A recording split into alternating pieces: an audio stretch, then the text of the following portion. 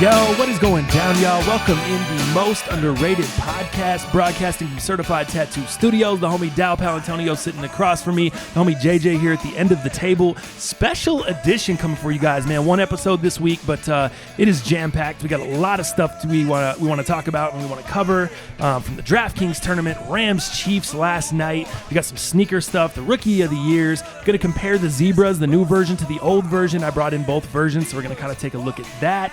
Tekashi 6ix9ine, Snoop Dogg getting the star on the Walk of Fame, bunch of news stories, heaters, just a ton of stuff. First of all, JJ, let me stand up real quick for the cast, bro. Let me see this really quick. My man came through with the Cos shirt, right? Yeah. But he came through with the Cos shirt, and this shit is shrinkled. It is small and wrinkled, and I don't know how you coming through like that. You see him coming through. Your boy's got the drip on over here. Okay, to be honest, I'm pretty sure because it's a Japanese store, they make stuff smaller.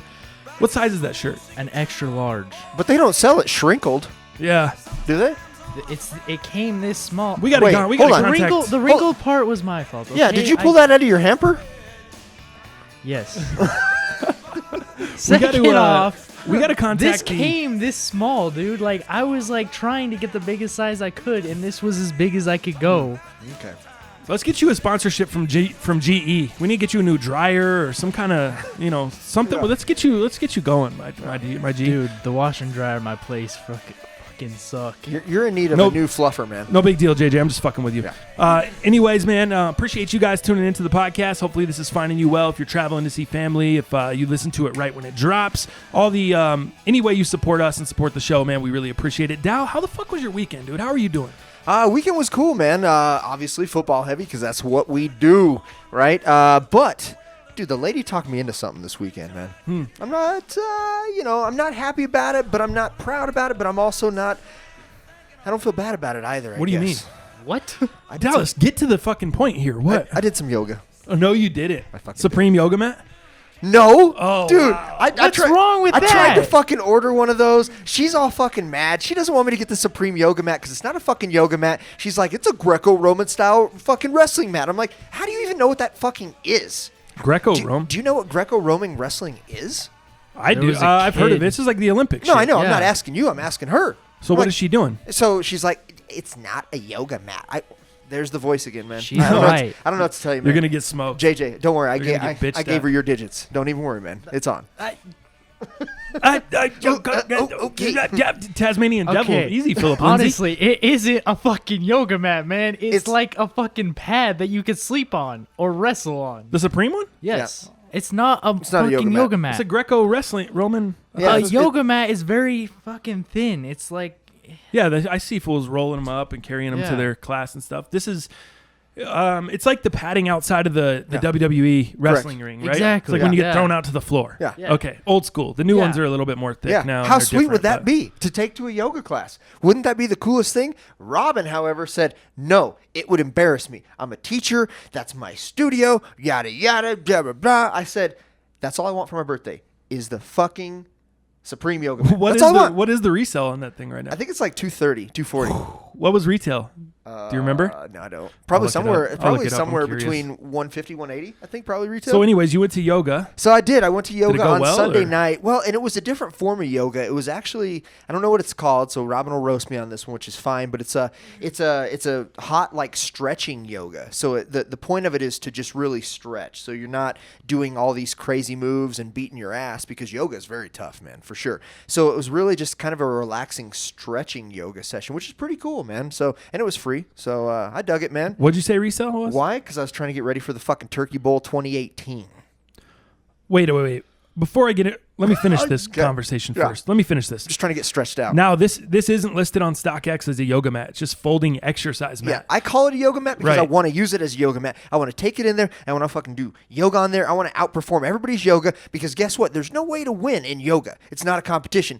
Everybody comes up to you and says, oh, man, you have a great practice. What the fuck does that mean? I don't know. I'm trying to go to yoga. I'm trying to win. I'm trying to out bridge pose. I'm trying to cobra these guys. I'm trying to scorpion, reverse whatever. Dude, doing yoga is being relaxed and losing that type of shit. Like, it's not a competition. Yeah, listen to my man down here. He hits the gym. Yeah, way to go. Way to go, JJ. Keep building up the points, okay? He knows. Point system, okay?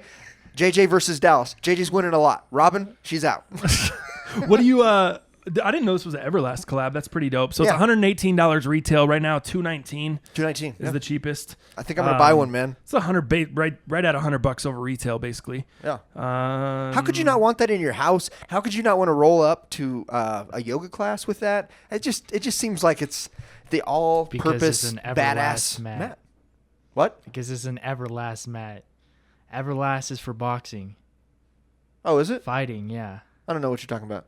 I know the brand. I'm familiar with that. I can use this for yoga, JJ. I can use it for camping. I can use it in a tent. Whatever I want to do, man. This mat's great. I think it's versatile. You. Dallas looks a little rattled. Stay in your lane. I know he is. Hey, by the way, they also released it with that fucking, I don't know the correct term for it, but it was that kind of like that boxing robe type of thing they wear in. Oh yeah, I remember that. Yeah. I was gonna get one of those too. I was gonna roll. He shows up at yoga with the I was gonna roll into yoga with that mat too. and the fucking boxing robe. Why would I not want the Everlast boxing robe? That's fire. With the mat. I'm trying to party. But anyways, let me get to my next point here, and we can move on. But by the way, I did, however, this weekend as well, get a membership to a gym. I got a membership to Planet Fitness, dog. And let me tell you something about Planet Fitness. So originally I had Aspire Fitness. Let me tell you about a shitty fucking gym. Okay, this gym was so whack. It was $10 a month.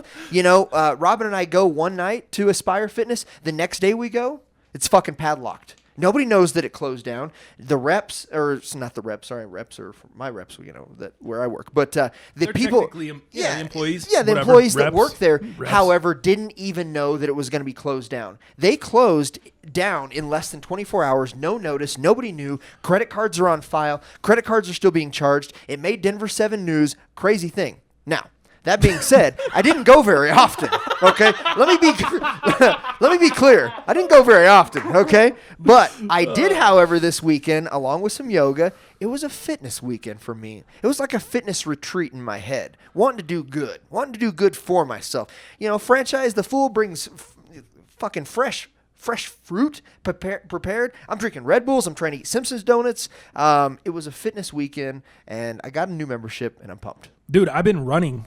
Yeah, because I'm trying to prepare for this turkey bowl. Get to that again in a fucking second.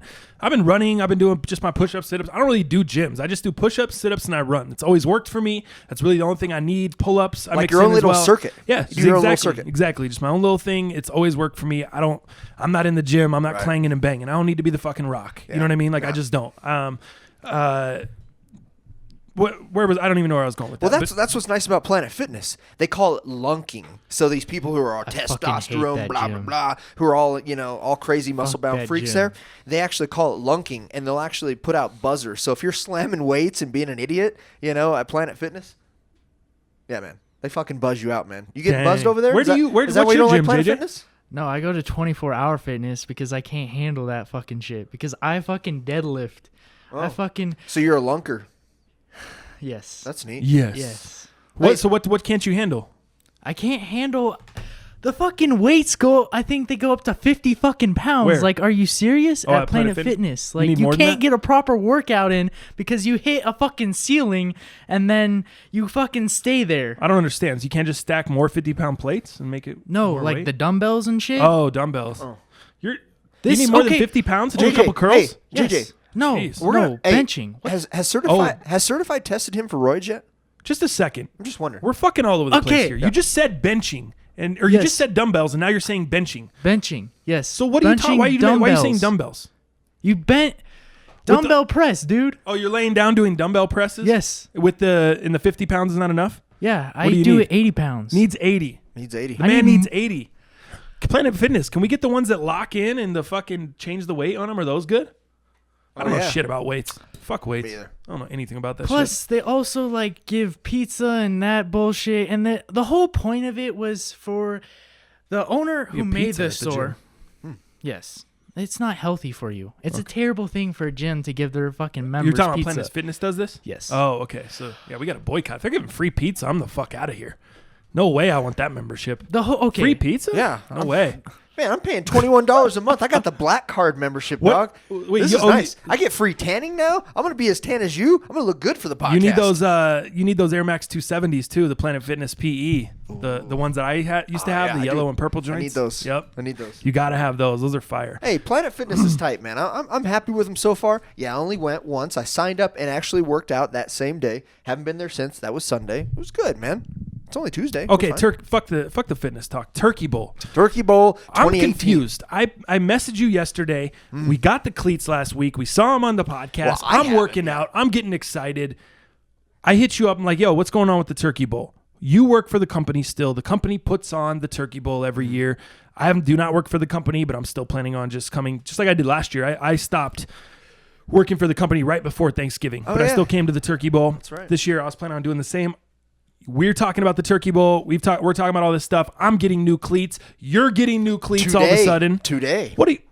For one, you're biting my swag on the cleats. For two, we don't even know if there's a Turkey Bowl for sure. Yeah. What the fuck, man? What are we doing? All right, I'll tell you what. What's the info here? I'll tell you the info. So I got the cleats coming in today. I did kind of bite a little bit of swag, but I got the low versions. Okay, so we're a little different, What which is happened to nice. the Yeezys, man? The Yeezys, man, too expensive, and they wouldn't get here in time. That's more relevant. They would not get here in time. What happened to the OBJs? OBJs? Those are overpriced. I'm not trying to rock the OBJs. The Yeezys are overpriced. No, but I'm just fucking with you. I actually had a couple people hit me up and were like, yo, thanks for the tip on the Jordan cleats because Yeah. actually went on sale. I just saw another sale that they went on. If you want the UNC pair, you could get them as low as like $87 87 or 89, something yeah, crazy can't like remember. that. Yeah. So I didn't want the white pair. I know they get. I used to had They get beat. my other pair were white, and you play 2 times in them, and they just look like they're 3 years old. You know what I mean? That was my kind of hesitation with the Concords as well. So that's why I went with the bread colorway and the Jordan 11 cleats. If you missed the last podcast that we're talking about here, Dallas just got the low Jordan 11 cleats. Turkey Bowl on Thursday. Is it still going down? Are we going to be able to utilize the cleats? What is going on here? So here's what I know. So I did talk to Keith Dickey, who is obviously the... Dallas, we don't be throwing out government names on here. No one knows. You don't want to know... Talk to the guy that normally organizes the thing. Yeah, okay. the guy who normally organizes it. He said we're trying to still make this a go. So we don't have a for sure thing. And he's the one that has the flags every year. Like he works at the corporate office. He brings the flags. So like, what do we? So, however, if that doesn't work out, so I should find out today. We are looking at doing a reschedule on a potential Sunday morning, which I know kind of. What are we doing? I know it impedes on kind of what you do and who you are. Sunday. A Turkey Bowl reschedule on a Sunday morning. That's just what I'm hearing, man. That's bad. That's what I'm hearing. I can't fully 100% commit to that. You can't be a part of that? I don't know if I'm not saying I can. I'm not saying I can't. I'm saying I can't fully 100% commit at this time. I can't do it. You let me know the Sunday. I'll see if I can do it. But I don't. Right now, it doesn't sound good. It's what sounds good is doing the normal Turkey Bowl this Thursday. Yeah. So let me tell you the exact text here. I'm kind of nervous. You said we're going to be able to find out today, which is Tuesday. This podcast is going to air tomorrow, which is Wednesday. Right. Damn, it's going to be tight. But if somebody else has got a Turkey Bowl game going on in the Denver metro area, wants to invite Dallas and I to come through. We're trying to roll. So hit me up, man. I might put that on Twitter today actually and see if anyone's got some shit going down. Yeah. But so the text literally says, "Hey, what's up, Dallas?" He says, "Could be. I might be out of town. I didn't send the invite officially. If you can get enough folks together, I'll definitely play." That's where he's at. So he said he might be out of town. So I should find out today. So if we have enough, there's a lot going on, and let me break that down for a second. Yeah. If you can get enough, okay, I might be out of town. Correct. If you can get enough people together, I'll play. How does that work? How are you going to do both? Are you out? Are you in or are you out? Everyone's a little bit pregnant. It's fucking killing me, dude. It's fucking killing me. The indecisiveness, the indirectness. Yeah. That's the corporate world is full of that too. You get the run around 1,600 miles before you get an answer that goes anywhere. Or fire drills, where you're just immediately changing pace. You know, the direction of which was originally. Kills me, dude. Just. I had an argument with my girl over this over the weekend. Just fucking be direct. Like I can't read your mind. I can't, if you're unhappy about some shit, tell me and we'll address it and we'll talk about it like adults and we can either compromise or I'll change some shit that, you don't like or whatever. I'm fine doing that. Sure. I have no problem compromising. I have no problem being told, "Hey, I'm not happy with this," and making a little bit of a change. But the indirectness is it just fucking kills me. I hate people that are indecisive when they drive. I hate people that are indecisive when they have a thought. I just don't like indecisiveness. I'm a fucking foot in the ground and go. You know what I mean? I played that way. That's an old running back expression. Like coach is like, get up the field, dude. Put your foot in the ground and go. Stop dancing in the hole. Get your pad level low and get the fuck going. And that's just how I live life the same way. Like the indirectness, I have no problem making adjustments, but just be direct. Tell me what you're looking for. And I think everyone so wants to tiptoe, unless you're on the internet. Then everyone wants to be direct as fuck and everyone thinks they know everything. But if you're not on the internet, then everyone's tiptoeing around everything and it's, we'll see what we can do. And then, no, we're not seeing what we can do. Do you want to go or not? Left or right? We choose a direction and let's move. We ain't got time to, if we go left, we could, maybe if I don't have time for all that shit. So what does that text mean? You know what that clears up for me? Nothing. Because he says, I might be out of town. But if you can get enough people, I'll play. Are you out of town or are we going to play? How about you send out the invite and I'll ask some people and maybe together we can get enough people. Sure. How about that? Sure. How about a response from you saying, hey, how about just exactly what I told you? No, or did you just say, all right, cool, man, sounds good, instead of questioning, well, are you out of town, Keith, or are you trying to play? Right. I literally said back, I said, hey, we're down to go. Get the people. We'll get the people. Let us know. Especially because he has flags. Yeah. Why doesn't he just leave the flags with someone and he just goes on his own shit? Well, because that's what I would say. If he would have ended it with, I'm going to be out of town, sorry, I would have said, hey, can I meet up with you to get the flags? He said, I'm going to be out of town, but then he said, if you can get the people together, I'll definitely play. What does that mean? It's insane. How are we supposed to decipher this stuff? I'm just trying to go out and put up a couple tutties. That's it. Get a quick workout in. Yeah. Throw up a little Tyreek Hill peace sign as I'm burning fools to the zone. You know what I mean? Trying to hang with the bros, That's all man. I'm trying to do. It's tradition. That's what we do. You know, I'm with it. I'm just trying to snap necks and cash checks out there. Okay. Hey, we'll have an answer today. All right, man. But I would tweet a link out and maybe say, hey, man, if anybody's in town, and wants to go, I'd like to throw a couple tutties out today. That's what I'm saying. I know it's. I thought we would have something together. I would have threw this out last week. Hey, invite us to a turkey bowl. Now we're really coming down to crunch time here. That is so true. We're sitting here. My new cleats are here. Yours are on the way, and we may not even be able to use the shits. I may just go out and run routes on Thursday morning by myself, just to get a little fucking use out of these shits and get a little workout in. I guess. I mean, what do we? Wow. Or why don't you guys make your own with the followers? What do you mean? That's what I said, but it's a little too late. It's a little late to organize. You know what I mean? We might be able to do our first annual most underrated turkey bowl next year. Frustrating. For sure. Frustrating. Oh, next year, geez, for sure. I mean, especially if we doing the podcast for a year, 2 times a week. I mean, we're 150 episodes deep by then. We may have people travel from Cali. I don't know. We may have people flying out for the turkey bowl. What are you talking about? I'm just kidding. All right, let's move along, man. We've done enough on the Turkey Bowl. DraftKings tournament this weekend. We got to start there. I apologize, man. I shit the bed. The last podcast, I was under the influence of the wheat cookie / tired / energy was in the toilet. Mine was not thinking. I appreciate the feedback we got. Everyone still really enjoyed the podcast, so I'm glad you guys enjoyed it. I'm glad it was good. I felt like it wasn't my best performance or my best podcast by any means, but we're back today. Energy is at full strength.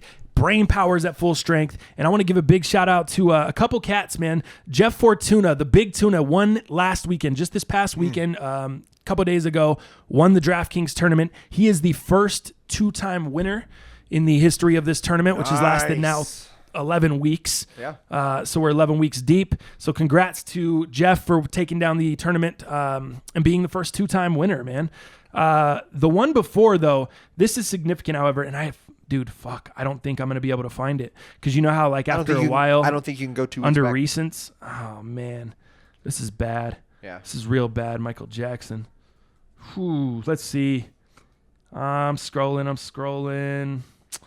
Yeah, dude, I think we're screwed on that. Damn it. Let me see if I can. It was the Mad City Madman that took down that competition. Yeah. So here's the thing about the Mad City Madman.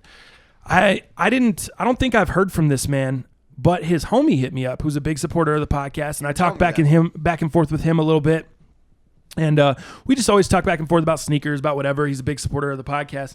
He said his homie, the Mad City Madman, took down the tournament. He hasn't stopped talking shit since. He was all just hammering him about it. But where this is significant, also, obviously, I want to extend a congratulations to him for winning the tournament, which I failed to do on the last one. Mm-hmm. But also, that was for the Supreme Thermal. So I asked him, I was like, yo, is this guy going to wear the thermal? Is he interested in it? Have him shoot me a comment or a DM. I haven't heard. So maybe I missed it. I'm not sure. But I haven't heard back. But he said the dude goes like 6 foot something to 298. He's obviously not going to fit that. He's not going to fit that thermal. No. I mean, you're not fitting that thermal. And you're not even 200.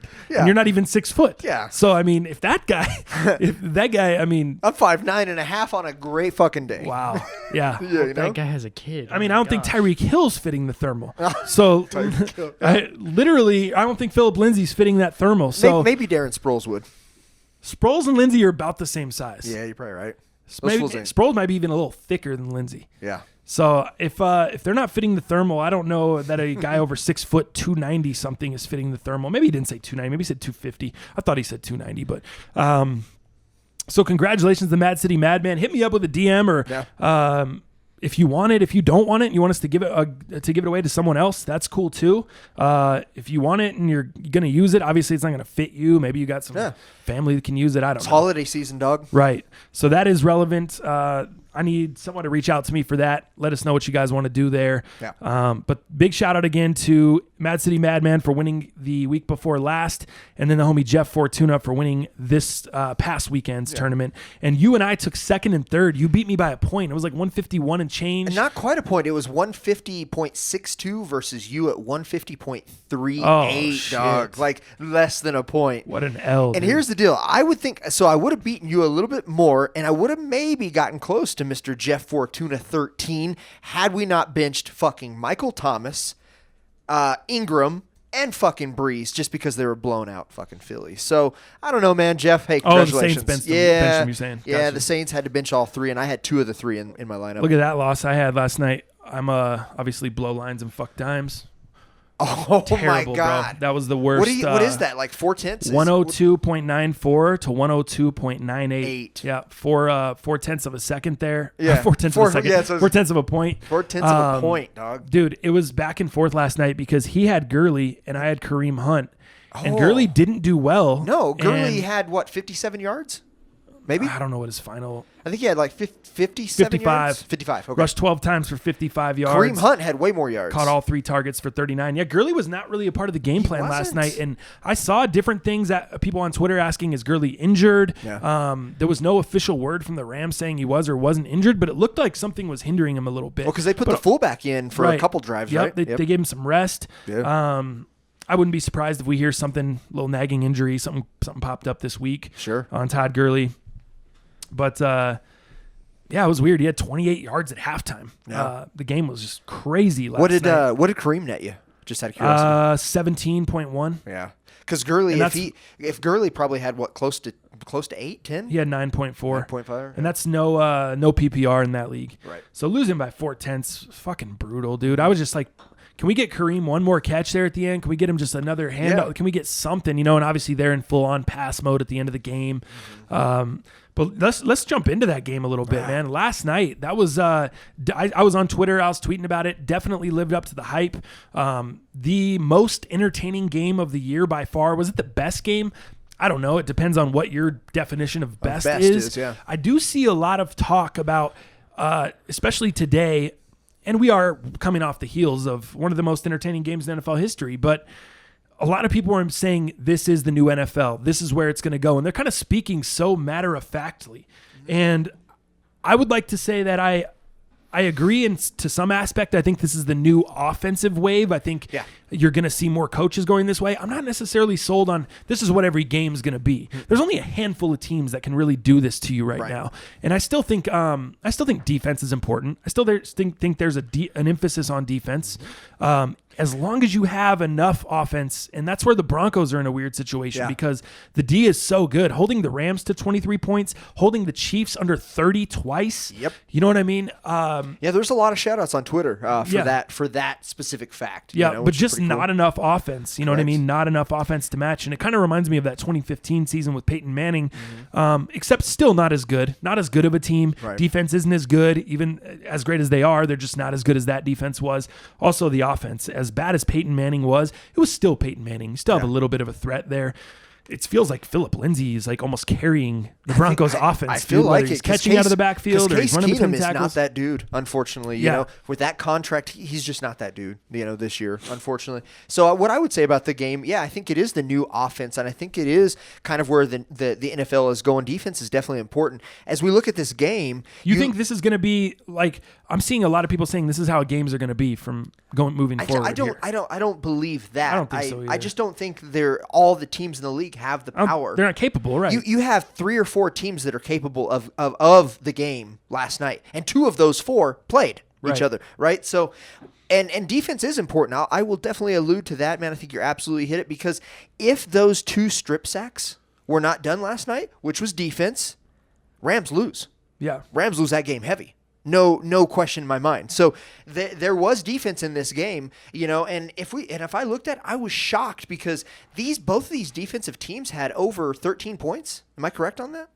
What'd you say? Both defenses had 13 plus. Yeah. Yep. Which I was kind of shocked to see that at the end, because if you have both teams over 50 points, how the fuck does your defense even over 10? You know, is the question I have. But they both did, and they had sacks, and they had strip sacks, and they had fucking, you know, running back to their end zones. There was a lot involved in this, but man, it was highly offensive, just like I said it would be in the podcast previous to this. Man, I knew it was going to be a shootout. I knew it was going to be hard and heavy. I did take a bet with my old Ram, my old assistant Mike. We just did a straight up bet. You know, I took the Chiefs obviously on that, and it ended up losing, but.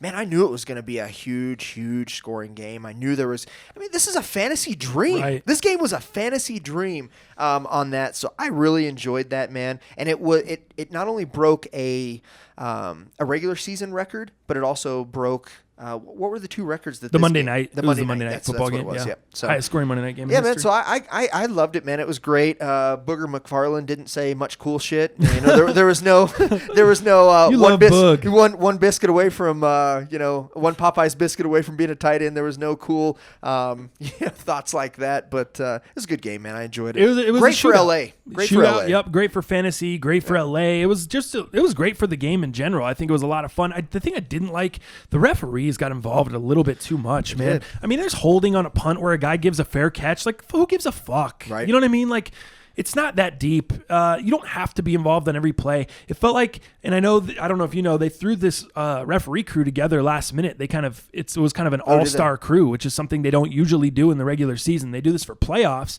but not for the regular season. So they took some guys from certain crews, and that was like 4 or 5 guys that had done Super Bowls on that crew, or they were big time officials, or they were on big time crews. So, and they kind of took them and did a mismatch, which I don't know if that necessarily was best for the game, because it felt like not necessarily there was ego, but the refs had to be seen, and they got themselves involved a little too much. And out of sports, I'm a guy that I don't want to know the referee's name. I don't want the referee to ever be top of mind. Right. I just want him to blend in with the game and kind of do his job. I don't want it to be any controversy involving the ref. I don't want him to have to be involved in a big time call that's going to separate the game. And not that there was a ton of those in this one. There was just a ton of ticky-tack bullshit calls. Like, let him play, dude. Right. Just let him play. You see where the game's going. You see this aerial show that it is. And I get it.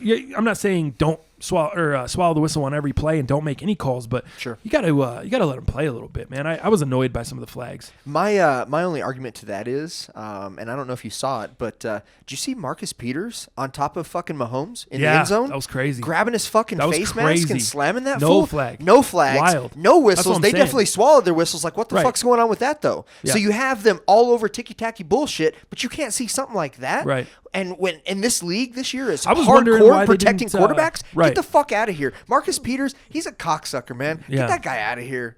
He's cancer to a team. I was Don't like that wondering guy. why they didn't replay that on the broadcast either. They Not only didn't. didn't they throw a flag, but they didn't show. I wanted to know what happened because I won't take the stance as far as you're going, and maybe you saw it differently than I did, but I just didn't see enough to even know what was happening. I didn't see slamming his face. I kind of saw him getting in his face a little bit. I didn't see slamming the helmet down like you were saying. I heard, I kind of pictured like grabbing the actual face mask, and what I saw was did you re-see it on slamming Twitter that. too? Or now anything? I don't know if he slammed that on the ground, but he was jerking sense. that face Yeah. mask. So who knows? But I didn't see it on Twitter and though. did you All I see- saw was the broadcast, and that was the end of it. I didn't but I was shocked they didn't replay and it. shortly thereafter, did you see Mahomes come out and he had like blood that's coming right. from I the did top see a of little his bit head? of blood dripping down. You from, got it. And I think that was alluded to that incident. But again, I'm not for sure. But the other thing I would say that was interesting was Sean McVay, dude, at the end, the little time clock management or the lack thereof, giving Mahomes a fucking another opportunity. Very weird. That was strange, man. Only Phillip Rivers thinks that's terrible. I mean, that was bad by the Chargers too. That was worse, dude. It was bad by McVay there, but that was so fucking bad on Sunday. The Broncos never should have won that game. Mm-hmm. The Chargers should have been able to run out the clock there easy. Broncos had one timeout at the end. Yep. They should have been able to run the clock out. Should have been over. Yeah. That was insane. Mm-hmm. And the Chiefs had what, 3 going into that? Yeah. Holy how do you? hell. And you have Todd Gurley. How do you give the ball back to them there? What are you doing? And I get the aggressiveness. We knew, and we've always known that Sean McVay is known for his aggressiveness, and that's something I really love about him. Peterson, Sean Payton, these 3 most aggressive coaches in the and Andy Reid, of course, most aggressive coaches in there, and I love that.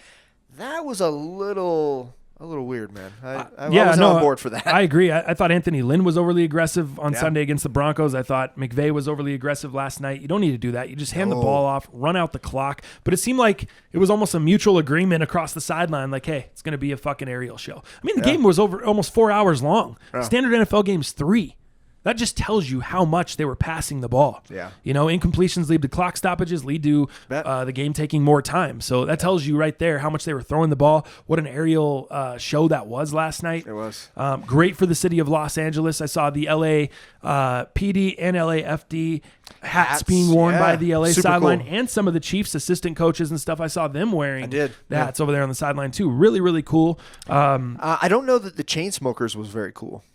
I didn't see it. I didn't get that performance. I didn't see it. I ran to the store at halftime. I think that was a good plan. Yeah, it was not good. Was it bad? No, it wasn't good, man. Why? No. What was? It was a shitty song. They had I don't know the chick's name, but it was obviously. Was it one of their hits or was it someone else's hit? I couldn't even tell you, man. To be honest, I'm not up on the Chainsmokers. It was Kelsey Ballerini that performed. That sounds right. Yep. But. I didn't hear I just heard them say, I just didn't like the song. There wasn't, I don't know, man. There just wasn't a lot of engagement to it, man. It wasn't something great. Like, you think of this LA and moving this event and the fires and just how big this event was. The Chainsmokers just didn't do a great job, with that. It wasn't that impactful performance. It wasn't an impactful song for everything that's going on, was my opinion. And I didn't really enjoy it. I think it's one of those things where I have a question, and I wonder if it's one of those things where they were already booked to perform in Mexico City and they were going to perform down there, or if it was a last minute thing by the NFL and said, hey, we need to scrounge and get somebody last minute. Because that would make more sense as to why it wasn't the greatest performance if it wasn't great from what you're saying. I would hope that you're right on that. It seems like a last minute kind of type of thing here in LA. Who can we get? Throw it together. But it's in LA. Who the fuck can't you get? Yeah. You know what I mean? You could bring Prince back from the dead. You're in LA. You could do big things there for sure. There's a ton of bands. I mean, you could have had. Who are some bands that are just staples of LA? Chili Peppers, or California, not necessarily LA, but Cali. Sure. You know what I mean? How many? I wish we could bring Sublime back. I think you I think you could have done quite a bit better. Yeah. In representing LA than the Chainsmokers and Kelsey Ballerini. So I'm definitely with you on that. I didn't see the performance. I can't speak to how good it was or not good. I literally walked back in the crib when when they were finishing. So I went to go get some more cones or wraps or whatever. I was out. So I just like, well, I could run to the store real quick, grab some more fucking cones so I could smoke some weed, and walk back in. And it looked like they were performing in that little back column entrance, where they move the stands up at the end of that field. Yeah. They were kind of performing back there. That may be another reason it didn't seem great. It wasn't out in the middle of the field. It was kind of tucked back behind the stands. Did you see the area they were performing in? Yeah, I did, yeah. Yeah, so it wasn't like they were front and center either. So that may have took away from the performance a little bit too last night. And this was the first NFL game held there at the Coliseum since 33 years, something like that. The 50s, yeah, something like that. Something stupid, crazy. Yeah. Monday night game. Monday night game. Yeah. That's what it was. Cool. Yep. So to kind of wrap up there, man, I think we're both in agreement that we don't think this is the new NFL as far as every game is going to be like this just because teams aren't really capable. Yeah. I just think there's 4 teams, roughly 3 to 4 in the league that can do something like that. But I do think this is the new way of offense. And I think if you're not innovative these days, if you're not doing what Sean Payton's doing down there, he's taking fucking Drew Brees out of the game. Not necessarily out of the game, but he's putting him out a wide receiver, which is essentially to get Taysom Hill reps. Taysom Hill, it was kind of just a gadget thing to where he was just running wildcat and jet sweeps and running the ball. Now he's passing. Yeah. We're seeing Taysom Hill drop back and unload it, you know what I mean? And take shots. So if you're not innovative in the style of offense you're doing, no excuses, whether you have a Hall of Fame quarterback or not, because we see it working with what the New Orleans Saints are doing. It's not just a young quarterback thing, and this is a Deshaun Watson, Andy Reid, Jared Goff type of, experiment. This is happening with older quarterbacks. This is happening with veteran quarterbacks.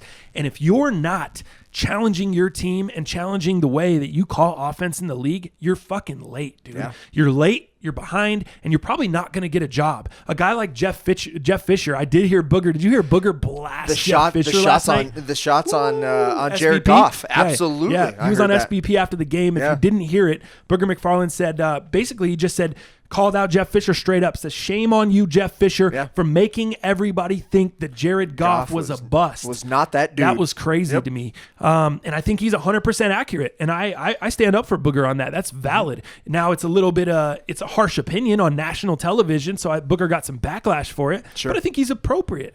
Is it going to maybe hurt Jeff Fisher's stock as far as getting another head coaching job? Definitely. Getting another coaching job in general, I think he could fall into place somewhere, getting another coaching job. Head coach, I'm not sure. Yeah. Because that's on national TV. And on a national stage, Booger McFarland basically calls you out and says, look at what this guy did tonight. Yeah. And you said he couldn't play dead in a Western. You said the guy couldn't. You guys it's said an the guy opinion didn't have based the arm by talent. Facts, and reality states today what he's doing is pretty fucking awesome. Right. So, and I'm not saying Goff is Joe Montana by any means, but I am saying that he is having success in that offense, and you can't deny what he's doing. Yeah. He's got weapons around him. He's got good weapons around him. He's got a good offensive line. So all that stuff does make it easier. I agree. But if you see the strides from where he came his first and second year to where he is now, you can't say the guy is a bust. You can't say the guy hasn't improved. You can't say the guy's not good. And Jeff Fisher did say those things and almost alluded to that was the reason he was fired. Because the quarterback position just wasn't up to par, which I guess you could say that at the time. Sure. But to say that he's never gonna be an elite quarterback in the league, or he's just not gonna do much, those comments are a little harsh by Jeff Fisher, and I think what Booger said about Jeff is warranted. Well, and I think what you're saying with this new modern style, innovative coaching and innovative teams, I think you're absolutely correct with that, and I think the other thing that it can do is somebody like Brees, who's pretty old, right? I can't remember. Is he 37 or 39? Brees? Yeah. 39. 39-year-old quarterback in the league, right? And Hold on, let me double check. How old is Drew Brees? I think he's 38 or 39. According to my sources, Drew Brees is 39 years old. 39, there we are. So, what I like about this innovative coaching style and this new kind of offensive scheme is somebody like Drew Brees, right? 39. You haven't drafted him in the last 3 years because you're just waiting for him to fall off, right? I think a lot of people feel the same way. I didn't. I drafted him last year and drafted him this year. And I got him in one league, but yeah. So I feel good about that. But what I'm also thinking with this new type of offensive scheme that some of these teams are doing now with these coaches that we mentioned earlier, a 39-year-old might still have some more years in the league because we're rotating. We're not putting as much pressure. We have other options. Dude, I think it's great. I think it's great for the league. I think it's great for a 39-year-old Drew Brees to stay in the league. Drew Brees makes football better. He does. No doubt. That's just the way it is. So I would add that. I think also the fact that, if you're watching the way that these offenses are manipulating defenses, there's no secret that the defensive rules or the rules changed. The rule changes definitely benefit the offense. Yeah. It's harder for a defense these days. Sure. It's harder for them to play the way they used to play. Right. And that begs the question, is it worth paying a guy like Von Miller, Khalil Mack, Joey Bosa, some of these edge pass rushers, is it worth paying them the $90 million Look at J.J. Watt. Look how much money that guy's tying up down there in Houston. The reason they're able to do that is because Deshaun Watson's on a rookie deal still. Right. But once he needs to get paid, it's going to be hard. Same thing with the Rams. Jared Goff's on a rookie deal, dude. Mm-hmm. He's making I don't even know what he's making, but it's nothing compared to the elite quarterbacks in the league. Yeah. You remember the deal Russell Wilson was on when the Seahawks were having their success? He was making like $500,000 a year, Yeah. $600,000 a year, something stupid. And they were not able, once he needed to get paid, all of a sudden you can't pay Cam Chancellor. You can't pay Richard Sherman. It's hard to pay Earl Thomas. Hard to pay a lot of Michael Bennett. These guys on the defense. Mahomes is going to be the same way. It's going to be the same way in Kansas City. It's going to be the same way in LA with the Rams. So you're going to have to. They're already paying, especially with the Rams. They're already paying Todd Gurley big money. You're already paying Peters big money on the defensive side. You're paying Donald big money. You just paid him big money. So it's going to be harder to keep these guys around. And obviously you're going to pay Goff because he's your franchise quarterback. You're going to have to give up some money at some other ends there. But I think overall, if your coach is not influenced by the college game, not necessarily saying he has to come from the college game, but if he's not doing shit that they're doing in college and he's not being innovative with his offense, like the offensive coordinators in college, if they're not down there studying some of the stuff that they're doing, you're in trouble. You're late, man. You're basically your Jock Jam CDs, your fucking Ethernet cables. Yeah. You know what I mean? You're just late, and it's going to be very, very hard to get a job. You might as well just take your AOL email and go, take a hike. Take your coax and get the hell out. Yeah, get the fuck out. Because it's that's just what it is. That's totally. Where it's moving towards. If you ain't first, you're last. Exactly. And it's really cool to see a guy like Andy Reid at his advanced age. Yeah. And I just say at advanced age, he's not old, but he's far more advanced age than a guy like Sean McVay. He was old when he was with Philly. Peyton too. Peyton's an older guy. He's not old, but he's an older guy. He ain't Dick LeBeau out there, but he's older, And he ain't Pete Carroll. Right, exactly. Dude, how is that guy in the 70s? God. No, he's not 76. Is he not 76? He's old, but I don't know. I don't think he's not 76. He's probably 67. Let's reverse that. I think he's 67 or 68. I think he's 67. I'm going to say, yeah. How old is Pete Carroll? 67. According to my sources, Pete Carroll is 39 years old. 39? Because there's a Pete Carroll that plays guard at Cornell. Oh, gotcha. Oh, my God. All right, hold up. How old is NFL head coach Pete Carroll? Pete Carroll is the coach for the Seahawks. Oh, my goodness. I'm dying right now. And then it just shows me the whole Seahawks roster. Great. All right. Sear the Queer. You're out. I'm betting 67, but that fool's pretty old. Man, and he is mobile and just running and the gum chewing. JJ, Google Pete Carroll. How much is it? 67. 67. Nice job, Dallas. Yeah, let's flip that around. Yeah, 76. Let's flip that around. I knew what you meant. Yeah. All right. Anyways, what next? No. So, or is that I'm cool on that. I'm cool on the game there. I do want to hit on that Bronco game really quickly. Like I said, dude, that was just that was a case of. Did you watch the game at all? I watched bits and pieces. I know you're a red zone guy. Yeah. You say you're a Bronco fan, but you don't watch any full Bronco games. Correct. Might as well get you a Pat Mahomes jersey because you're the biggest Chiefs homer I've ever seen that's not a Chiefs fan. Yeah, what the fuck, man? Like, honestly. Birthday's around the corner. Do you see this? Do you feel like I feel? I'm not making this up, right? Literally, he's this. Like, I could bet you at the end of the year, he's going to be a full-blown Chiefs fan. Hold on. Was this JJ's first bet? What are you trying to bet? Are you trying to bet him? Not literally. It's just a figurative speech. Okay. A figurative speech. All right, so he's not being literal. All right. The man over there, Mr. Shrinkles. Shrinkles. Mr. Shrinklestein. Why aren't you watching games? Just because they're not in it. You're the biggest front runner. You're the sports version of a hype beast. So maybe so. You are. Here's and this may if it ain't exciting, you ain't in it. This may answer the question. And I'm loyal. You ain't loyal. I love offense so much that one could be described as me as being offensive, no doubt. Mm-hmm. I love offense. Broncos ain't doing it. I'm bored. Right. Broncos games are boring. I'm tired of watching them. I'm not getting anything for them. I'm not in it to try to win, these close games that we shouldn't win by a fucking McManus field goal. It's hard for me to watch, man. It really is. And I don't feel like the team's imploding. I'm not the biggest fan of Vance Joseph. I think, obviously, Elway's keeping him for some sort of reason that maybe we don't know. And I value that. Loyalty is important to me as well, and I think that's kind of what it is. But these games just aren't entertaining to me. They don't grab me by the balls and make me want to. You think Vance should be fired then? I don't know that he should be fired, but man, I wish we could do some things to our offensive schemes because they're god awful. I don't like them. I don't enjoy them. I'm not having fun watching it. Case isn't getting it done. Sometimes he'll put like one or two big drives together for a game. That isn't enough for me to tune in. That isn't enough to keep me to post it up. It's not, man. So that's what I would say to that. Whereas Kansas City, New Orleans, I got to be honest with you, Broncos for life. My favorite team this year is not Kansas City, believe it or not. It's New Orleans. I was fucking on New Orleans from week 3 on. I have loved them, and I'm super fantasy heavy on New Orleans. From anybody from Ingram to Thomas to Breeze. I even have their defense. I think you're more of a fantasy football fan and a fan of the league unless the Broncos are good. Is that fair to say? I think that's more of what it is. Yeah, I mean, I do love the Broncos. Me, I'm watching every fucking game still. I don't give a fuck. Yeah. I'm diehard. They ain't in it. They ain't in it. Yeah. I don't care. You know what I mean? I don't. Do I think they're going to rattle off 7 straight wins and make the playoffs and 10-6? No. I don't think that's going to happen. It's not realistic. Or 6 straight wins, I guess it'd be. What are they? Yeah, they're at 4-6 right now. So they rattle off and finish 10-6. You got Pittsburgh coming to town this week. Yeah, they didn't look good against Jacksonville last week, but it's still Pittsburgh. Yeah. You still got to contend with Smith-Schuster and James Conner out of the backfield. Big Ben's hard to bring down. Totally. He hasn't had a ton of success here in Denver.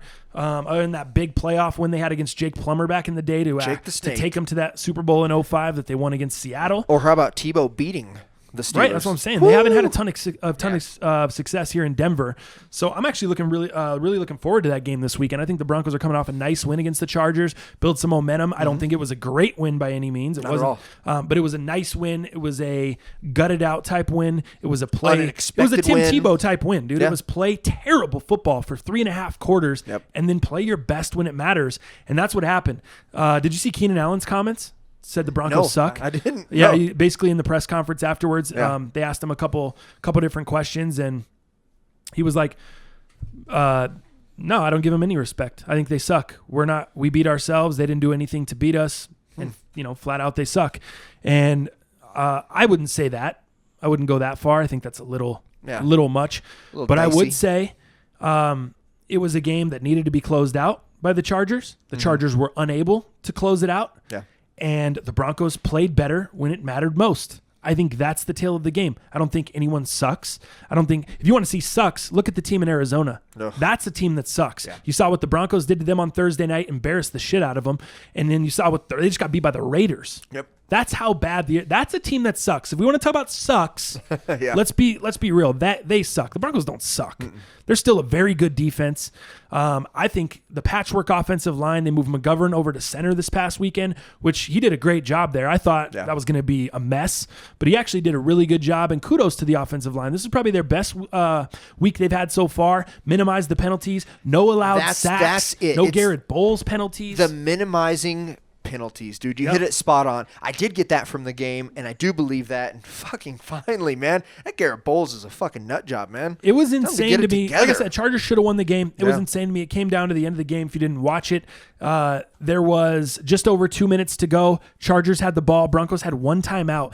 And in that scenario, Phillip Rivers, they run the ball on first down. Clock's running. They're going to have to snap it one more time before the 2-minute warning. Rivers takes the snap, rolls out, and instead of just falling down to keep the clock going, throws the ball into the ground, which stops the clock before the 2-minute warning. Then they run the ball. Then you get the stoppage from the 2-minute warning, and then the Broncos still have the timeout. It was insane how this played out. And you've got to blame Anthony Lynn. You've got to blame Phillip Rivers. You've got to blame everyone on the Chargers offensive coaching staff on that side. You've got to just, even though Phillip Rivers is a vet, and I know he should know, but you've got to coach him up and say, hey man, we can't have an incompletion here. Take a sack. Right. We've got to keep the clock running. The clock is more important than the yards. So not only did you not get any yards, you didn't keep the clock running, and that's what cost them the game. That's what enabled the Broncos to get the ball back when they shouldn't have been able to go down and kick the winning field goal. No, and I got to give Case Keenum a little bit for that drive as well. I mean, dude, he orchestrated a 7-play, 76-yard drive. Like that was the best. That's what I'm saying. They played their best when it mattered most. And sometimes that's enough to get it done. Yeah, and I'm not a big advocate of Keenan, and I just haven't seen a lot from him this year. And like you said, he got it done. He got that drive done, and that's good football. That is bad football on Chargers side. I agree. Good football on the Broncos side. again, with penalties, minimizing those, and having that successful drive. That was great to see. It looked like we had the best quarterback at the end of the game, which is what mattered. I mean, Case Keenum didn't look rattled. He was stepping up in the pocket. He was making the throws. He was being smart with the football. Phillip Rivers, it looked like he was rattled at the end of the game, and he'd been getting beat up all day. Miller was in the backfield. Chubb was in the backfield. They both had sacks. I think he got sacked 3 times. There was another guy. I don't know. It was Adam Gotsis who got a sack there as well. So the Broncos were in the backfield rattling Rivers all day, and it showed on the last drive. He looked rattled. His decision-making, obviously with the poor decision throwing in the ground, he just looked rattled at the end of the game. Broncos did a great job there with that defense. And I would venture to say that Joe Woods out-schemed Bob Sutton's defense against the Rams last night. Joe Woods' defensive game plan was better against the Rams. And then also, I would say his defensive game plan in both Chiefs games was better than what Wade Phillips put together last night against the Rams. Yeah. Joe Woods, he's kind of gotten something together with that defense. He's been pretty impressive over the past 4 or 5 weeks. I think the defense has really played well, and that's been one of the big bright spots for the team as a whole outside of Lindsey on offense. No, I agree. No, Lindsey had a great game as well, man. 11 carries, 79 yards. Sutton, what he had, 3 receptions, 78 yards. Yeah, he's starting to come alive. So, yeah, he's starting to come alive, and it's great because we obviously needed somebody to fill in for DT's loss there. So I think he might be that guy coming up. But, when it comes to fantasy, you look at the difference. I mean, 200 and some yards from Keenum. And then you look at Phillip Rivers, who threw for 401 yards and 2 tutties. Yeah. It's crazy, when I talk about NFL and loving this fantasy and loving the league and loving the high-end offensive battles. I mean, Keenum's not that guy, and neither are the Broncos. But, man, shout out to the Broncos, man, playing the game the way it needed to be done to close it out and actually win the game. Yeah. That was great. As we kind of wrap up football, we'll jump back into heaters here at the end to close out the show, but we'll kind of jump into some other topics. Before we do that, I just want to remind you guys, the DraftKings tournament this weekend, there's going to be 2 tournaments. There's going to be one on Thursday that's just going to be for the Thursday slate. It is now live. It just went live a little bit ago. So if you check your email account, you should get the link to it. If you don't, I'll tweet it out as well. You can, if you follow me on Twitter, you'll be able to see it there. But you should be able to get the email link. It was sent out if you joined our league on DraftKings. It was sent out to all 33 league members, however many people are in the league. So there are only 20 spots, same situation as before. So make sure you get your entry in ASAP. Obviously, that will kick off or start at the kickoff Thursday mornings. Thursday morning, there's 3 games going on. DraftKings League will be there. Then we'll still have the DraftKings League going on just like normal. Right. So normal Sunday DraftKings will take effect also. And then our heaters today will only be the Thanksgiving games. We've kind of decided to have a little fun with it this week. Dallas coming off a 3-0 week, super hot. Me going 2-1 last week, decent. Dallas takes the lead for the first time. But we'll get into heaters to close out the show, but we will strictly be picking the Thanksgiving games. So let's transition from there into sneakers, bro.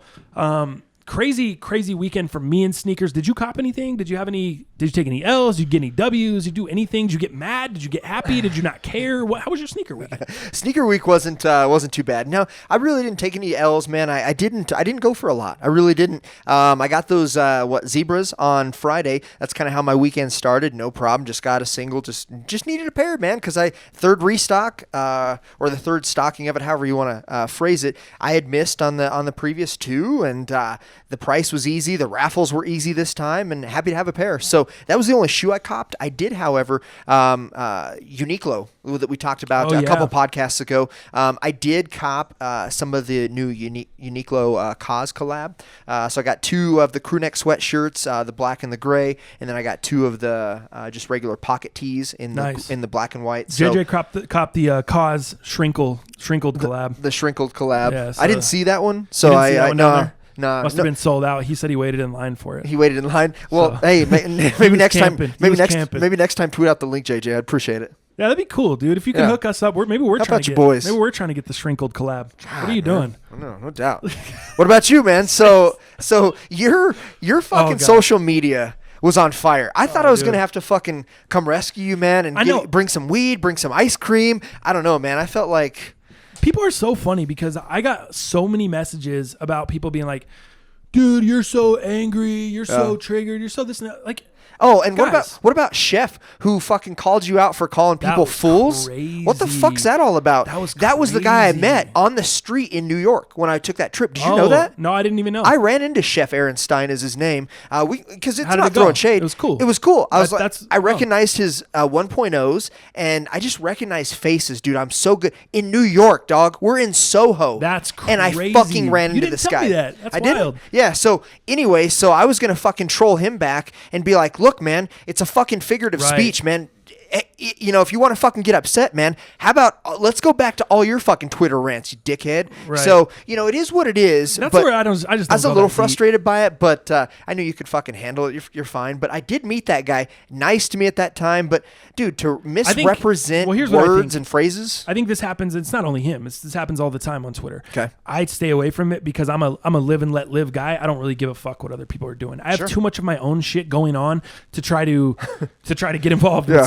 with someone else's thoughts, with their Yeah. opinions, what they're trying to say, to try to decipher what they're trying to Yeah. say through the internet. Like I just don't have the time. Or give dude. them helpful assistance. Whatever you're trying to do with your Right. fucking tweet. Right. Get out of here.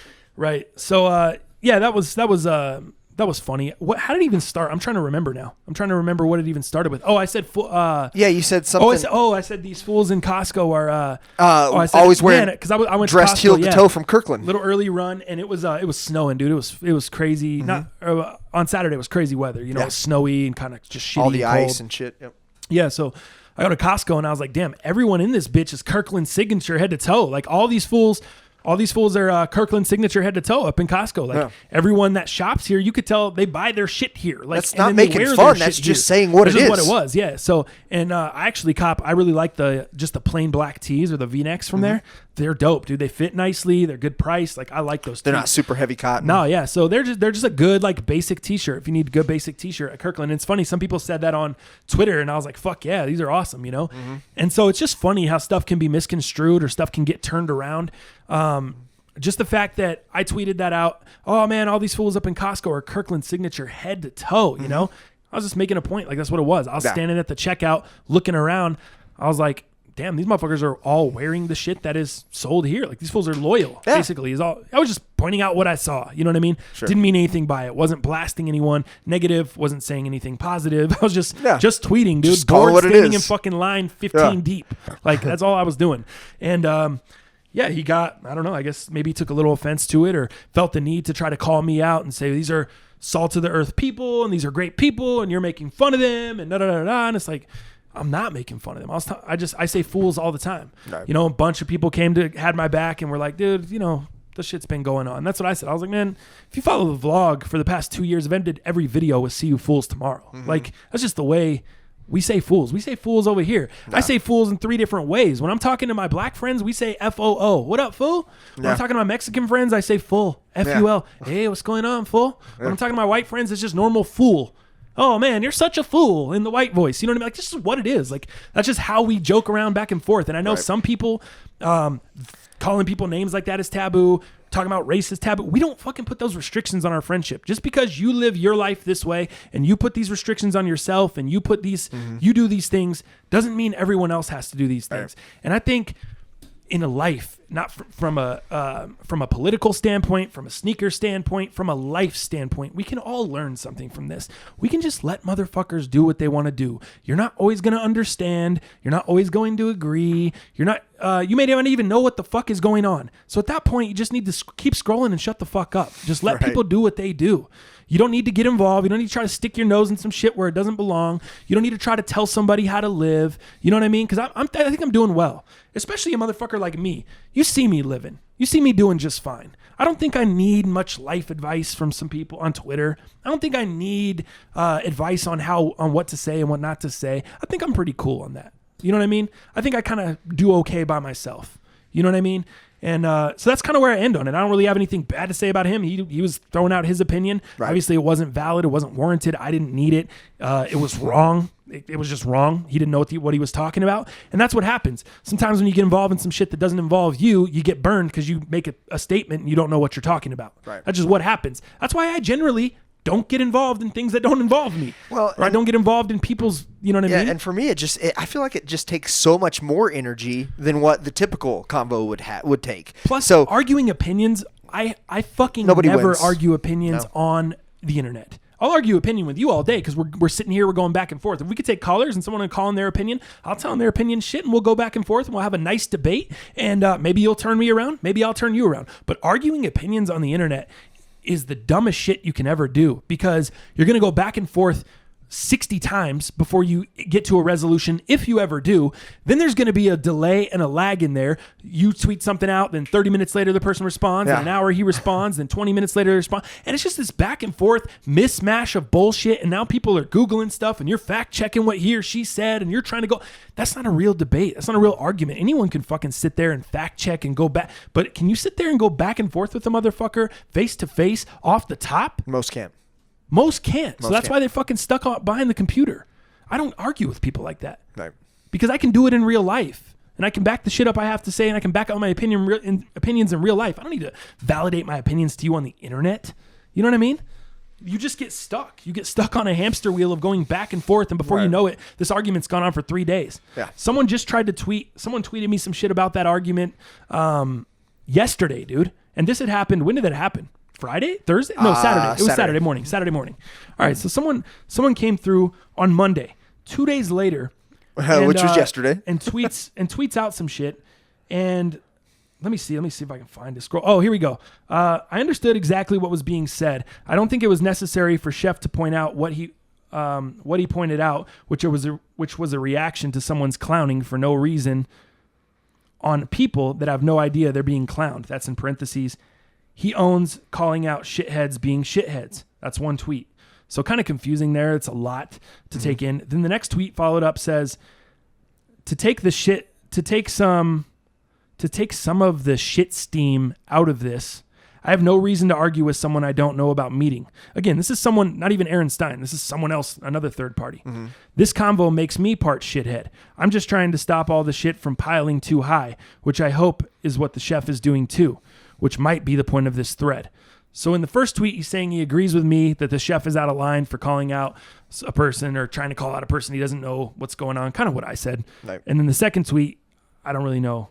It's just a lot to unpack there. Mm-hmm. It's a lot to uncover. But that's what I'm saying. There's people getting involved in this shit 2, 3, 4, 5 days later, and you're still arguing about some shit. It's like, I don't even know what the fuck we started arguing about. For a minute there, when you started talking about it, it took me a second to be like, what was I even talking about? Oh, the Kirkland signature, the Costco. Mm-hmm. I totally forgot. It's just not that deep for me, man. Right. I just don't have the time.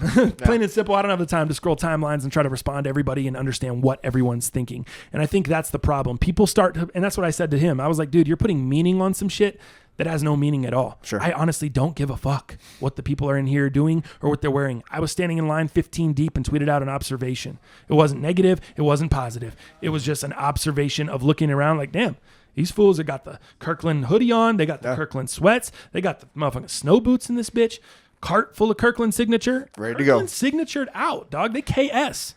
Dude. KS all day. They're probably smarter than all of us, man. They're fucking shopping the previous Friday and Saturday before Black Friday. They're getting all their shit out of the way. It's fine. They're better than us. Anyways, I want to know about the Rookie of the Year shoes. Okay, yeah. So I'm sorry. Because you went on a fucking hell of a rant. Dude. On your social media. All right, so I was gonna have to do a pulse check, make sure you're okay, man. And you know what? It's funny that you thought the homie Mike even hit us up, man, and was just checking in on us, man. He's like, he hits me up and says, "Man, you better check your boy, man, see if he's okay." I'm fine. I'm always fine. I'm passionate. Anyone that knows me knows I'm fucking passionate. If I'm ranting about something, if I'm bitching about something, if I'm pumped about something, it's gonna be with passion. Totally. Whenever I talk to you, motherfuckers, it's generally gonna be with passion, unless I'm on weed cookie from the night before. You know what I mean? Like, other than that, I'm going to come through passionate. You sit here with me. We work together every single day. Do I ever not come in here not passionate? No. Is there ever a day I'm in here where I'm like, not really. Like on some shit? Whether I'm joking around with fools? Unless it's like the whole pot cookie thing. No. Yeah. Right. I'm always, that's just the way I am. So no, I'm not angry, or no, I'm not overly angry. I'm not suicidal. You just come off that way. Right. And for people who don't know. And that's the thing, is I think people just don't know. So for me, I went on IG. I was like, yo, man, this is what the fuck went down. If you didn't see the IG video and Snapchat and everything, basically what happened is I wake up early to go to Foot Locker to get the Rookie of the Years. There's 3 stores that are stocking them. One is Aurora Mall, which I live 2 blocks from. One is Park Meadows, which is my normal spot. I usually go to Park Meadows. It's where I usually win all my raffles and everything there. And then one is Belmar, which I rarely ever go to. I decide, I see that Foot Locker's dropping the Rookie of the Years. And I see Bait and Vice Gallery and a couple other boutiques are also getting around Denver. Those spots tend to be more lined up with people. I don't know what it is. I don't know if people like the boutique feel. I don't know if people think they're going to have more stock or more pairs. I don't know. So I go to Foot Locker Belmar. My first mistake is thinking they open at 10 o'clock. Just thinking it was random Foot Locker. No, they open at 9. So I show up at like 9:30. Thinking it's cold. I'm like, I might have to wait out in a little bit of line. I'll wait for 30 minutes outside, which is stupid too because I could have waited at Park Meadows inside, but I just figured they would have more motherfuckers there. Yeah. And the stock would be pretty similar. So, of course, I go. I already see people inside. I'm like, fuck, man. Pull up. I go inside. There's still a bunch of pairs. There's 112. The kid in front of me is about 15 years old buying the 12. So I'm frustrated by that. Because the guy's like, yeah, dude, we only got 112. He's like, and he's getting it right now. He points to the kid. And I'm like, what, do you got other pairs? They're like, oh, yeah, dude, we can get you a 13 or an 11 and a half. And I was like, nah, I'm not trying to squeeze into a shoe. I ain't trying to walk around with a shoe too big. I know what the fuck I wear, and I wear a 12, and I'm trying to wear the shoe. This kid is 15, and he's not a 12. Yeah. This guy's an 8 and a half. He's about an 8. Yeah. I don't even know if he's 8 and a half. This fool's not even a Nina yet. Little feet. From Land Before Time. Land Before Time. I was just going to hit you with that. Yeah. So I'm frustrated. I'm like, yo, man, let me buy that sneaker. You can buy the 11 and a half and the 13 if you want to resell it. No, man, I want the 12. I'm like, you realize just because there's 112 here doesn't mean the 12s are very limited. Right. Doesn't mean the shoe in general is very limited. I'm so fucking pissed off and so frustrated at this point. I'm just trying to walk into a store and buy a GR fucking Jordan 1, dude. Mm-hmm. Maybe this isn't a GR, but it's pretty fucking close. Let's be real. What Jordan 1 isn't a GR these days? 95% of them are, other than like Union LA collab. Yeah, they're just producing so many colorways. Yeah, right. So many. So I just want the shoe, man. I just want to be able to go old school and sneakerhead style and walk in and buy a shoe and physically get it in the box and have it that day. That's all I'm trying to do. I'm up early just trying to do that. And these dumb fucking kids, these motherfuckers have ruined the game so much to the point where you can't even just go in and buy a GR Jordan 1 on release day anymore because all these dumbasses think they're resellers. They think they're really fucking Chef Aaron Stein, which that fool does cook. Yeah. You know what I mean? That's how I know him, through Twitter, because he fucking gets a lot of pairs of shit. He's also in New York, which makes it easier. Totally. Has access to the shit. We've given props to young kids like Zach Cooper and Ari Kagan and these fools that are in the resale game and they know what the fuck they're doing. These motherfuckers at Foot Locker on Saturday morning are the opposite.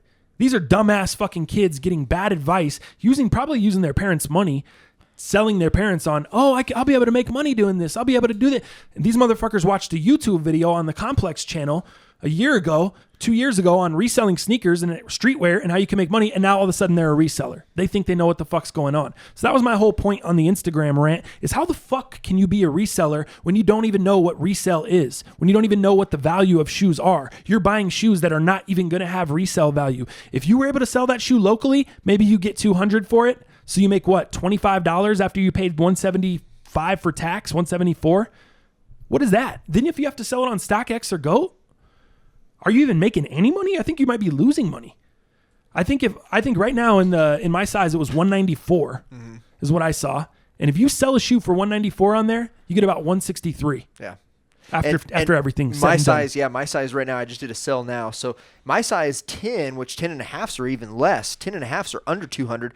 10 though, for whatever reason, that 8, 8.5, 9, 9.5, and 10. Those right there seem to be having a lot of resale, at least in Jordan 1s. Those have the most resale. The bigger sizes, which we used to think. Wearing them, you get kids that are wearing them, so that there's more people to buy those. Right? Yeah. And it used to be the ginormous sizes were the high resale, and that is on certain shoes. There are in certain shoes. Yeezys are like that. But right now, if you sell now at my lowest ask is 209. But the highest bid is 205. So say you accept the highest bid at 205 right now.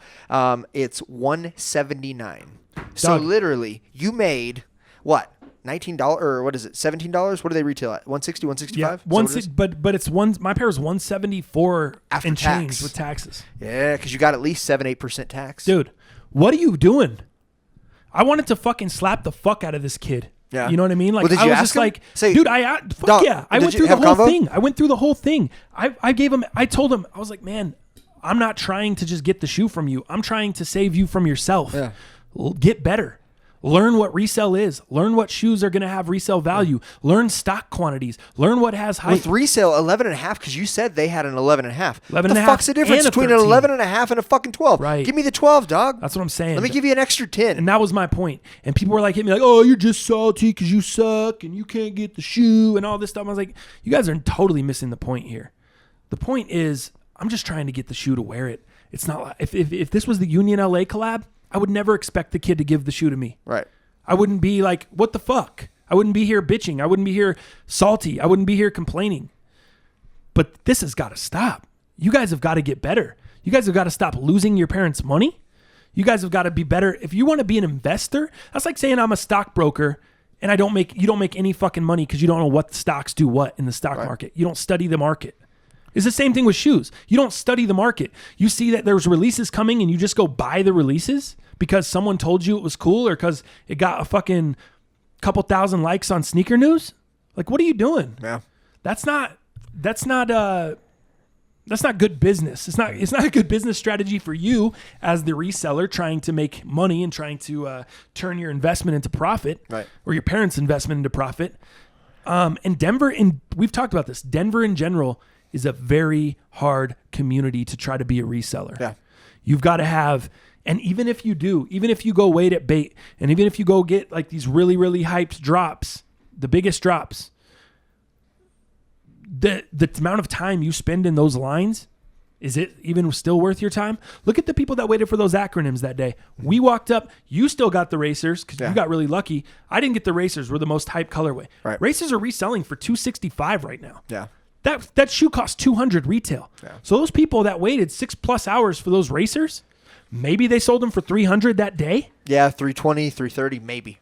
So then maybe you made $100. $100 for 6 hours? I think the newest plug right now is because StockX isn't, I mean, and I want to say this carefully here. I think StockX is not punishing people. They're not punishing people for sending shoes in a little later. So I think what the real plug still is buying is these kids getting 3 or 4 pairs, right? Versus 1 pair and just trying to make $20 for God's sakes. I think they're getting 5 or 6 pairs and they're selling them, a day or two even before the drop if they think they can get them. And I don't know what the punishment is with StockX. I don't know if they're being a little lax with the amount of time. I was talking to Chris the other day. I think there's something to that, though. Well, no, I was talking to Chris Roberts, who works here the other day. He's big into Supreme. Sure. He bought some shit off StockX Supreme, and it was shit that had dropped that day on Supreme. Okay. Well, obviously, those fucks don't have it yet. He bought it that day, and he got an email from StockX saying, hey, this is going to take an extra 5 to 7 business days because the item won't be here until then. What? Yeah, dude. I don't know exactly the words of the email, but he told me about that the other day because I was curious too. Yeah. What happens in that case? What happens if people win a raffle on a shoe, you win a shoe on the internet, whatever it may be, Nike or so what you're telling me, I could, because I won the Sesames, for example. Right. So in theory, I could go on to StockX then and sell those I'm not sure if it's just streetwear that they do that with, or if it's just Supreme. I'm not sure if it's valid for sneakers as well. Yeah. All I can tell you is what Chris told me. Yeah. And maybe I can ask him a little bit more and see if he's done it on sneakers and kind of update you guys on the situation. If any of you guys know in the comments, man, leave them below. I'm going through my timeline right now, and I see a lot of people that are buying stuff, people that I'm friends with on Twitter, and they're saying, God damn, man, seller still hasn't shipped. Seller hasn't shipped. Why hasn't the seller shipped? What's going on? And they're getting all in their feelings because they don't know where the fucking product is. And I have to say that most of us know how StockX runs. Most of us know how GOAT runs. When, you should have 2 to 3 business days, right, with GOAT. And with StockX, I can't remember the amount of business days, but when a shipper should ship or should have already shipped. Right. I don't see it happening. I don't see it happening with the consistency that we would all expect. If they made that a normal thing. So I think that's where a lot of these resellers are kind of getting off. And I think even these young kids who are at least getting 4 or 5 pairs, I think they're selling shit before they have it. I think they're selling it before the drop actually happens because they think they have the plug or they think they can get it. I'm sure they can because those fuckers know that, oh shit, I just sold. I better at least fucking get there at 12 a.m. And get my spot in line. So I think there is work that they're doing, and I can't knock that, but I think there is some and I'm not saying that either. I'm not talking about everybody. Yeah, I'm talking about the dumbasses like this man that are buying 1 pair of size 12s When he could have gotten 11.5 because there's no fucking difference of price. I don't understand that. These are the dumbasses I'm talking about. Yeah. I'm not talking about some of the people I get what you're talking about. The hustle. A lot of those yeah. people still in Denver probably aren't even, or a lot of the people you're talking about still aren't even here in Denver. Right. I mean, they're still in probably places where they're getting drops. Because let's be real, we're not getting a ton of good drops. Yeah. Even though we have a bait and stuff, it's not. Right. And here in Denver, it's still, we don't have as many people as like a New York, a Chicago. I think the want is still there, but I don't think you have the legitimacy of buyers here. If you did put in that work, I think 90% of it is still being sold off of StockX and Goat and, you know, social media sites. So anyways, we go back and forth. I tell his dad, I'm like, yo, I'm putting you up on game. Yeah. Here. This guy's losing your fucking money. How about that? Did you? Yeah. And he was just like, all right, man. Okay. You know, just like whatever. Get Zombie the fuck out of dad? the store. Zombie dad? Yeah. And I was just like, I'm just letting you know. This guy doesn't know what the fuck he's doing with your money. Right. Hope you got a lot of it. Have a good day, sir. Fucking walked out, pissed off, you know, annoyed. And then, so I'm like, all right, I'm fucking annoyed. We have a work meeting. So I rushed from there because I was like, I'm going to be able to pick up these shoes, hopefully grab them, and then I'll just go straight to work. We have a meeting. So I get here, work meeting. We do all our stuff here at work. And then I see a tweet. Not a tweet. I'm sorry. An Instagram post. I didn't see that. Bait Denver puts out. Yep. So there's a bait account, and then there's a bunch of different other bait accounts that are separate to each store in each city. Sure. So if you follow Bait Phoenix or Bait whatever, I don't even know if they have a store in Phoenix. So I'm just saying there is a Bait Denver. So they talk about stuff that's exclusive to the Denver store. So I see a tweet from Bait. Hey, we'll have the Rookie of the Years today. We're doing an in-store raffle. It's bad weather, so maybe they were trying to let people come inside, whatever. We're doing an in-store raffle at 11:20 is what the caption here on these IG posts says. We'll have the Jordan 1 Rookie of the Year, 11:20 in-store raffle. Winners will be able to purchase their pairs at 11:30. That's exactly what the Instagram post says. So raffles at 11:20. I don't know if you saw this, but you had 11:20 and you have 10 minutes to essentially purchase your pair. That's what I assume as the After that, consumer, yeah. right? Isn't that how it sounds to you? It sounds like it. Yeah, I'm like, now, is this Bait full Bait or is this Bait Denver? Bait Denver. Okay. This is on the Bait Denver Instagram. Gotcha. So that's how So it sounds. super accurate in theory. Right. That's how it reads to me as a consumer. And I don't think I'm that big of a dumb fuck. You know what I mean? Right. It reads, we will do an in-store raffle at 11:20. Winners will be able to purchase their pairs at 11:30. Now, if you're trying to go look at it, it has since been taken down, and all it says is Jordan 1 Rookie of the Year is sold out. Okay. So fucking shove your phone up your ass. It doesn't matter. It doesn't fucking matter. Gotcha. Anyways, so that's the verbiage that is used in the Instagram post there. So I'm like, oh, fuck, we just got out the work meeting. I got to go run by the other shop. I'll just stop by Bait on the way over, man. I'll go fucking drop my raffle off. It's going to be a little tight, but I should be able to make it. I'm zooming, bro. Fucking zooming. I'm in the lanes. I'm in these streets, swerving. Okay? No Houston. No I'm Jeff fucking out here. No Jeff Gordon. So I get there, 11:24. I'm like, fuck yeah, made it. Finally, man. Now hopefully we can win this raffle and get the dub. Walk in. There's about 3 or 4 people. I see James. James is the guy that manages the store. I have James's phone number in my phone. I communicate with James here and there. We're not boys. We're not buddies by any means. We're just cool. Yeah. I see him there when I go. I talk to him here and there. He's never really held me down on anything. He's never gotten me a plug. He's never gotten me a backdoor pair. He's never gotten me anything. Super nice I just guy. know James. Yeah. Just nice. Yeah. Just nice. Just a nice guy. Cool guy.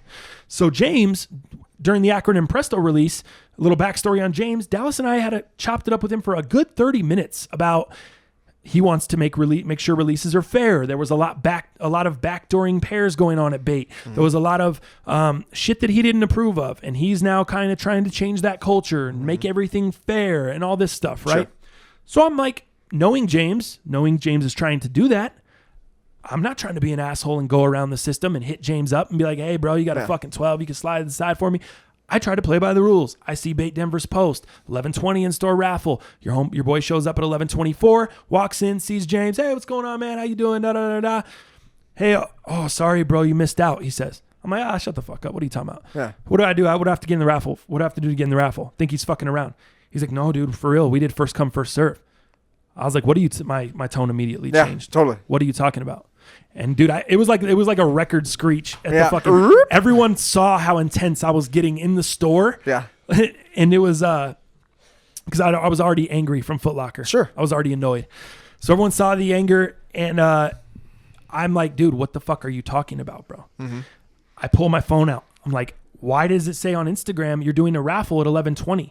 That sounds to me like you have 10 minutes to enter a raffle, which is small anyway. Normally you get a couple days to enter a raffle. Yeah. 10-minute window is fucking tiny, but I'm there. I'm within the 10-minute window. I told JJ that. I was like, this is fucking nuts. Who's doing a 10-minute in-store raffle? Maybe they're just not expecting a lot of people to come by, whatever.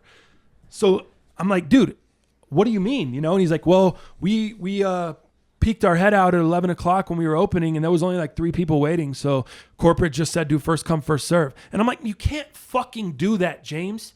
You can't do first come, first serve when you told everybody else the instructions on how to buy the shoe or what you're going to do or the process and procedures that day for what you're going to do to release this shoe. If you want to do first come, first serve at 11:35 when no motherfucker showed up for the raffle, okay, makes total sense. You don't need to go do another fucking 10-minute raffle the next day. Totally. I get it. I'm not that illogical. But the fact that you're going to do this shit and do first come, first serve when the kid shows up at 11:24 and it's now 11:25 when I'm chewing your ass and I can't fucking get in the raffle, that's bullshit, dude. Yeah. That's fucking bullshit.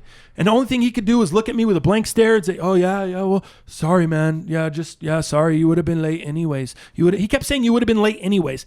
And I kept wanting to fucking choke him and be like, what the fuck do you mean? How would I have been late anyways, dog? I'm here. It's 11:25. I'm ready to enter the raffle. I was in the middle of the timing of the fucking raffle. I'm ready to get my name pulled at 11:30, bro. What the fuck's going on here? But we peeked our heads out at 11. But we peeked our heads out and saw 3 people and decided to do first come, first serve. I said, okay, cool. What happened to the... He's like, then he kept backpedaling, kept trying to spin it. We only got 8 pairs, is what he said. We only got 8 pairs. He kept saying. And I'm like, so what happened to the rest of the pairs? If there was 2 or 3 people outside? He's like, oh, well, they purchased them again. People started coming and trickling in. I go, oh, the motherfuckers that were going to come in for the raffle? So you just started selling it to them?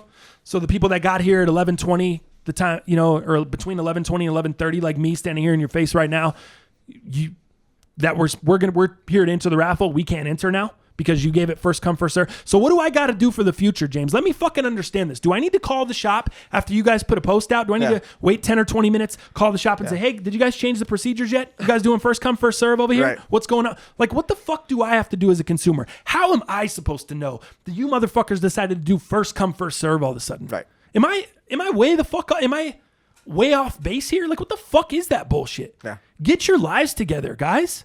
What are you guys doing? What was his answer? Nothing. A blank stare. And I had to leave. I had to turn around and walk out. So I'm going to throw someone down the fucking stairs here, out into the street. Yeah. Like, I got to get the fuck out of here. You know me, dude. Yeah. I just have a bad temper and I know myself. I got to get the fuck out.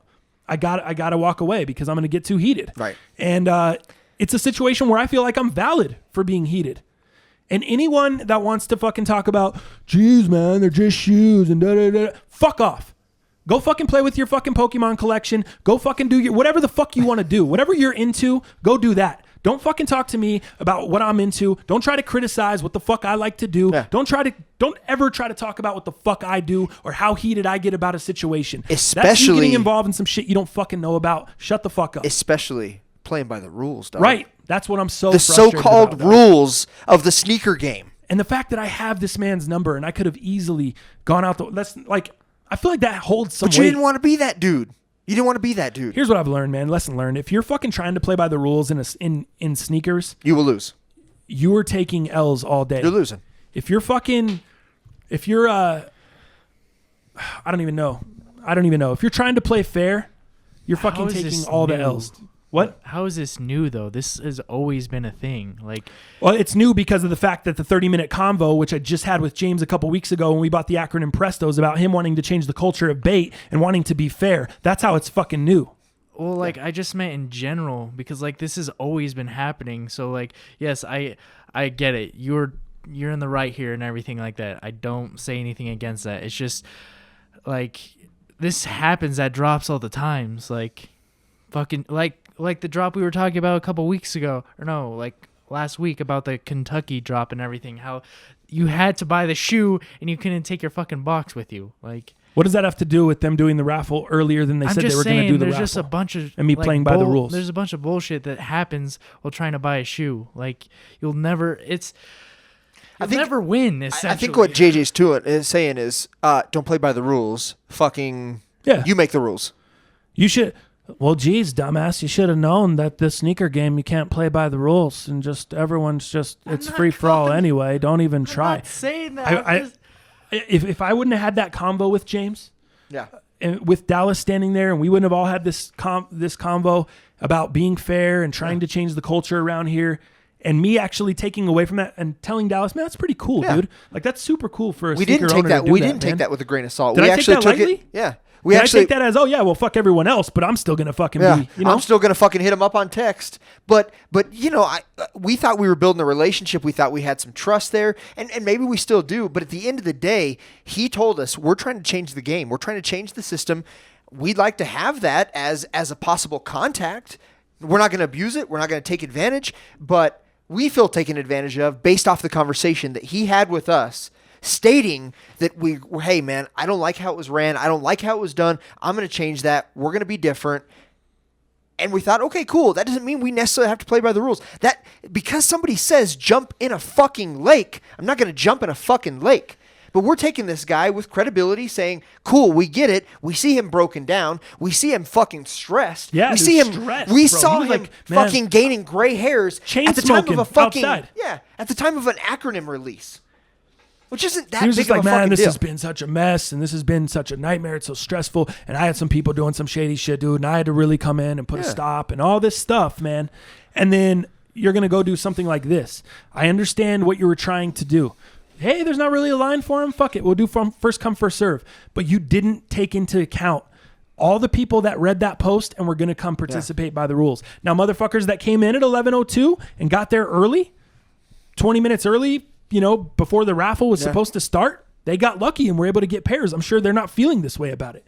But for the people that just came in, and I guess you could say I was late, but I wasn't fucking late. I was within the 10-minute window. I walked in within the time frame, and that's what's so frustrating. And had the process been done the way it was said it was, there was no update on the gram. There was no update. Hey, the only decided update to you could first get come, is first if you serve, get fucking down called. here.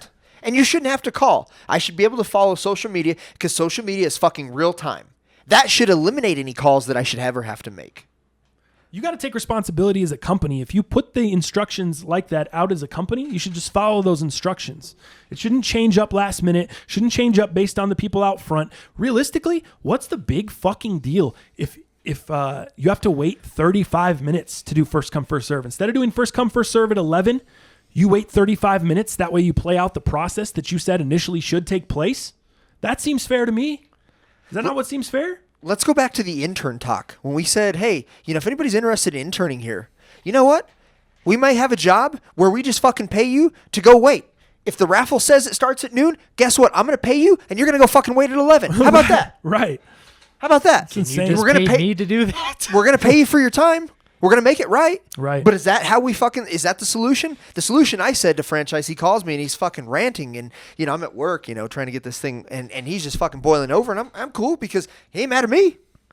He's mad at processes. Right. He's mad at processes because he's Situations. logical. He's not this, okay, well, I think I feel this way. I think I want to do this. Or, I'm yeah, just that sounds sad good. because I missed out on the drop. That's not Franchise what it is. is you're pregnant or you're not. And that's all Right. it is. And all I had to say to him was like, dude, the answer is we don't fucking play by the rules of the game. That's it. You can't. We can't play by the rules of the game. That's it. We need plugs. We've had them in the past. We continue to have them now. We use them when we have to, but we don't want that to be the way. Like, we still want to play the culture sneaker game the way it was always intended to do. But we'll use people. We'll have people's help when we need it. But at the end of the day, update your social media. This is the fucking real world here. Greed will always win. Well, I want to give a shout out. I did have the homie Sean reach out to me on Twitter. A bunch of other people reached out to me through social media. We're like, yo, dude, they're sitting over here in Atlanta. They're sitting over here in New York. They're sitting over here in certain spots. I can get you a pair, you know, I'll send them out to you. And I was like, man, I really appreciate you guys like wanting to look out and shit like that. But it's the principle, man. If I wanted to have the shoe shipped, I would have just tried to get the bitch on sneakers, or I would have fucking got it on many of the sites I could have got it on. The fact is, I just wanted to be able to walk into the store and buy the shoe. That was the end, man. I just wanted to be able to walk in. And it's not like am I trying to walk in and buy a pair of fucking Off-White Jordan 1s thinking, am I that naive? No. But it's a GR fucking basic release Jordan 1, dude. I really like the shoe. I didn't at first, but I really liked it after I saw pictures. I saw some people on feed. I was like, damn, that shoe's actually really sick. Perfect fall shoe. The initial shoes I saw, or the initial pictures I saw, I was like, yeah, it's just whatever to me. I wasn't that big. And then as release came closer, I saw more photos. It changed my mind on the shoe. I was like, definitely a shoe I want to get. Cool. Shouldn't be that hard. I looked on the Foot Locker app. I was like, damn, they're not even doing raffles. First come, first serve. Cool. They should have a bunch of pairs. Should be cool. Walked in, wasn't able to get them. Got fucked out of the process at Bait. Wasn't able to get them. So then I'm just salty. I'm like, I'm kind of come to terms with like, man, I'm just going to have to order the fucking shoe. Whatever. I'll wait a few weeks till it's down under retail or close to retail on StockX and I'll just fucking cop it there. Whatever. Like if I'm going to have to fucking buy it online anyway, I'd rather try to wait it out and see if I can get it under retail at some point. Or maybe there'll be a restock that comes on and Nike's got a coupon code or some shit I can use to get it under retail. It's happened to me a ton of times waiting on shoes. So I was like, this may be another one of those situations. Fuck it. I'm not going to order it and pay retail right now when I could wait and maybe get it under retail. Sure. You know what I mean? Like I'm just not going to do that. And this is the kind of dumb shit I'm talking about with the fucking kid in Foot Locker and it's just stupid. You know what I mean? But the motherfuckers at Bait, probably the fools that went and bought the shoes there, they don't even care. They're probably the same dumbasses. You know what I mean? Like think they're going to be making a bunch of profit on a shit Jordan 1, right. Like whatever. Anyway, so then I'm chilling at work. JJ and I'm like, dude, he sees, he knows what's going on. I'm talking to him, whatever, we're working. All of a sudden, this is where it gets crazy, bro. I get an Instagram DM from a gentleman named David. And at first, like, he's like, yo, dude, I'm super salty. Like, he tells me this motherfucker waited for 7 hours at Feist Gallery, bro. Oh, really? Yeah. Downtown. And he said, yep. And he said that, I may be getting the story a little bit wrong. I'm not positive, but I think he was saying that they were waiting in line. Everyone was talking in line like, hey, what are you going to get? Well, I'm going to get this. I'm going to get this size. I'm going to get this size. And they had it all ready to go. Yeah. He was like, dude, I had the fucking long johns on, the Columbia fucking parka, the big coat. Like he came in, he had the big coat. He had all his shit on. Like he'd been waiting outside.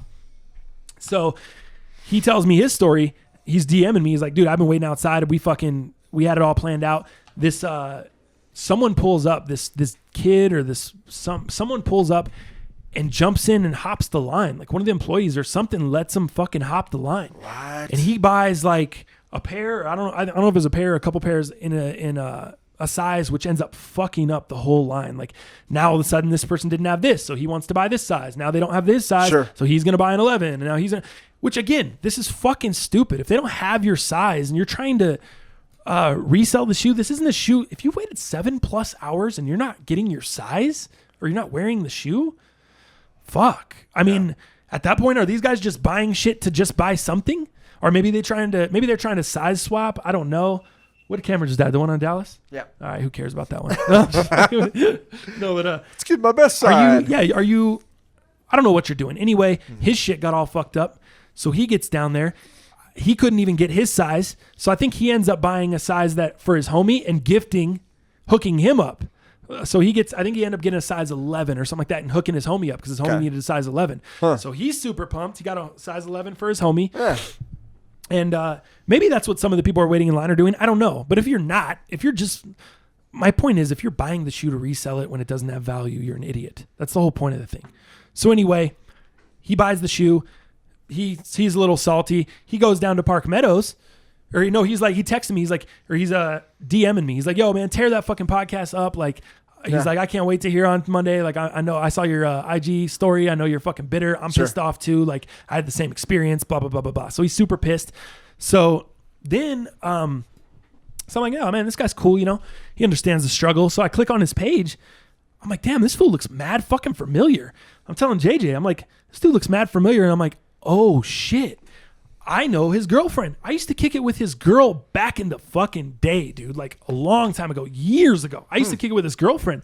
So I had been seeing him and I still follow her on IG. We don't really talk a ton or anything. Like, you know what I mean? Like it's just acquaintances now, but you know how you follow past people you used to kick it with or whatever, still follow on social media. Mm-hmm. So I saw that she was dating him, and that's where I'd seen his face because she's posting pictures of him out together and them being at different concerts and festivals and doing all kinds of shit. So I see him and I'm like, damn, he looks mad familiar. Where the fuck do I know this guy from? And then it clicks. I'm like, oh shit, this is so-and-so's man. So I'm like, oh, that's cool. Like he follows the fucking channel and watching the vlog. I don't know if she put him onto it or he already was following before they got together or whatever. But I was like, either way, that's crazy. That's cool. You know what I mean? Coincidence. Like, yeah, super cool. So I'm chilling. I'm going through the rest of my day. He hits me. He's like, yo, what would you say if I told you I just got a size 12 for you? Fucking, I'll come drop him off. Just pay me back. Blah, blah. I was like, shut the fuck up. And I told JJ, I was like, oh man, he probably ordered them online. Like trying to be a nice guy, not knowing the circumstances and how I was thinking and how I wanted to have him in person. I didn't really want to get him online. And so I'm like, fuck, yeah, whatever. You know, like he went out of his way to be a nice guy. Like, fuck it. I'll just get the pair from him, get him online. Like he was looking out. He sends me, next thing I know, before I can even respond to him, I get a video DM. I open it, me and JJ are looking at this, and it's him in the store, and he's like opening the box and shit. I was like, like super pumped, you know, hit him up. He's like, yo. I was like, wait, what the fuck? Where'd you get those at? Like, where'd you see those? And he was like, Park Meadows. So long story short, he comes here to certify, drops the fucking pair off. I just gave him $200. So I overpaid for the shoe regardless. Sure. I overpaid anyway because I was just so happy to have the shoe. He fucking went out of his way, like whether he was already at Park Meadows, he drove all the way from Park Meadows down here to certify to bring him to me. So I felt, it was only right. Just chip him off $200. Thanks for your time. You know, appreciate it. And it was super cool, man. I feel bad that he still didn't get his pair. So I think he's looking for a 9, I believe. Oh, geez. So, or 9.5, something like that. So if I can come across one of those for him, you know, it'd be awesome to get him for him. But super cool, man. And I just felt so fucking weird. And so he literally awkward. helped out one homie and then helped out you. Yeah. Who used to fucking kick it with his girl. Like, that's fucking weird, bro. And he knows it because she's talked to him. They're super cool. They have one of the coolest relationships. They go to festivals together. They go to concerts. They're just both awesome people, dude. If you met this guy, you would be like, oh, this is a motherfucker that has to kick it with us. Like, go to Blackhawk, wait in lines. Like, nice. He's in the game. He knows sneakers. He's just like us. Super fucking cool. So again, a big shout out to the homie David, man, for coming through. Like I said, the fact that I used to kick it with his girl and then he still looked out for me on sneakers, that's crazy to me. And that just shows how unselfish the guy is, how not petty he is. You know, I can be fucking Tom Petty at times. I'm Richard Petty in this bitch. I'm fucking so petty when it comes to shit. But that's just an incredible dude right there, man. Just not being petty, not being selfish, just a complete selfless act by David. And I just can't say thank you enough to that guy, man. That was just one of the coolest ways I've acquired sneakers. And this just adds to the stories that I have of getting sneakers, and we all have stories if you're in the sneaker game, and I think that's what makes a lot of things special. I have certain sneakers that are not hyped to me by any means, or not hyped to other people by any means. They don't have a ton of resale value, but the story or how I came across them or the trade I made behind it, how I acquired them, that's what makes the shit special to me, and that's what I really enjoy about the sneaker game. As frustrating as these things are when they occur, just the payoff and how I was able to get this sneaker after such a frustrating morning was so fucking cool to me. And then the fact to be able to just put it on IG and troll all the people that were like, haha, you couldn't get the shoe. You fucking suck. And I was like, boom, boom, boom. Look at these shits right now. I'm dancing. Got them on my feet. Fuck you and fuck your mom.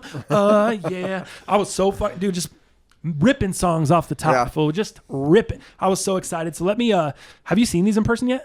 No, I haven't. Ooh, let me unlace these. Because I was the one that was originally into them more than you. Yep. You know, when they first released, because I was like, dude, that looks like a great fall shoe. I saw the red laces. I love the red Nike Air, on the tongue. These things are pretty rad. Dude, peep the leather. I think these are going to go up in resale. I think if you were, and that was another thing too, that it's funny because David was talking to one of the kids, I guess, about that, like at Bait, whatever. Like, what the fuck are you going to do here? Resell and make $20? Like, what the He's like, well, I bet you if we sit on them for a year. He's like, you're fucking going to be over here sitting on sneakers for a year? Your parents aren't going to let you sit on them for a year, right? Dog. Exactly. The parents need their fucking Fetty back, bro. You told them a month. You told them a month tops and you were giving them back the fucking 160. So yeah, you're going to have to resell those a little quicker. Because I know you ain't saving up your fucking lunch money to pay your parents back, you bitch. Anyways, he was it was funny because I just love that he was having the exact same conversations that I was having with those fools in line at Bait. He was having those combos. Or I'm sorry, at Feist Gallery. Sure. He was having those same combos. What do you think? Yeah, man, I really like them. I think, what is this? Would they call it like a suede or a nubuck?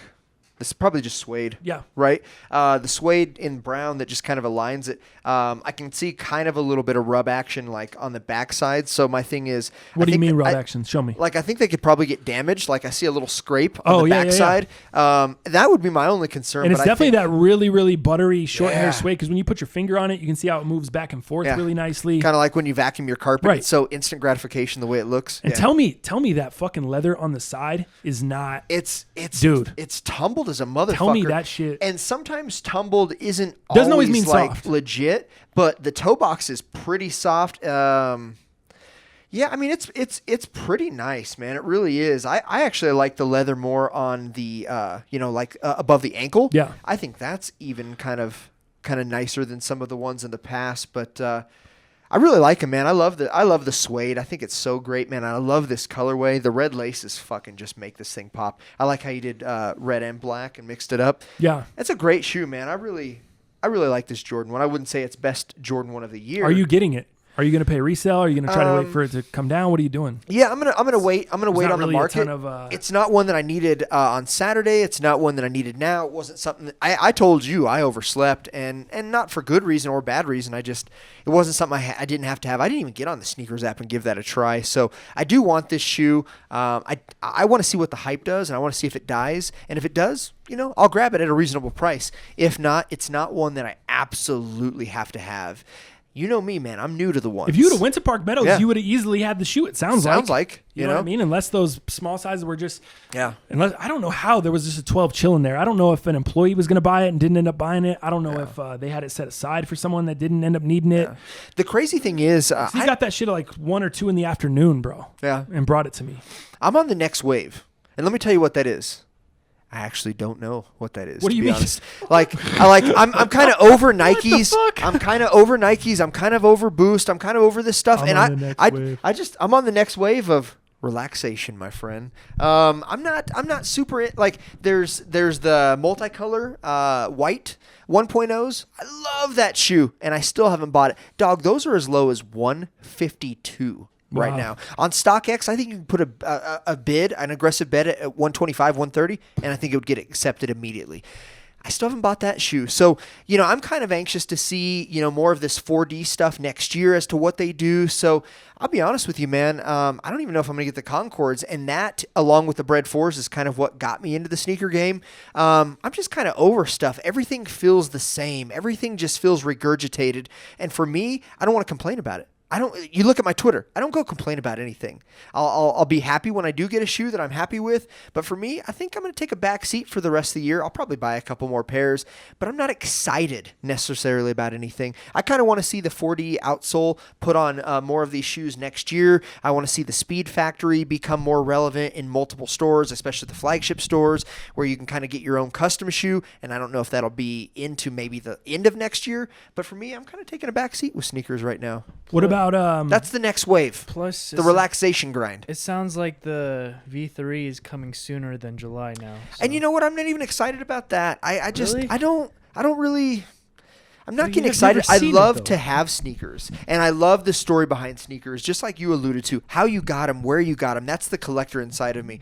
I know a lot of people that are in sneakers are also on other grinds where it's clothing, hypebeast clothing, Funko Pops are huge right now in the sneaker community. A lot of people are buying these like vinyl figures called Funko Pops, and you have anything from Bill and Ted's Excellent Adventures to the Dick in the Box feature Funko Pops. So for me, I'm kind of chilling for a little bit. I'll buy the sneakers when I want them and if it's a good price, but I'm not really. I don't even know what the hell you're talking about. What are like those? It's just a figurine. Yeah, so you know about the Bear Bricks, right? So the cause joints. Yeah, they're vinyl figures. Yeah. Okay. Metallic and black and gold and all that shit, right? So they're doing these Funko Pops, and again, it's people just trying to see what's hyped, trying to make money on the resale game. It's fucking Beanie Babies all over again. It is, and it is. So for me, man, I'm kind of relaxed. I'm buying a few things, dude. I just bought. How did that work out for all the people that caught Beanie Babies and fucking tried to hold on to them and have resale fucking 10 years later? My mom's sitting on 300 Beanie Babies, I think, still in the fucking attic somewhere. Not even worth a quarter of the price she paid, probably. At all, dog. At all. So for me, I'm buying some clothing here and there. Actually, I just got this Fear of God stuff. Dude, I saw those being sold in Foot Locker. Actually, now that I think about it, they are now. Yeah. Which is really weird, right? Wow. So I'm so all stupid. the way out on those. Yeah, for sure. So check All this the way out, man. So I'm buying a lot of stuff at discounted rates. Fear of God, right? Always been a big brand.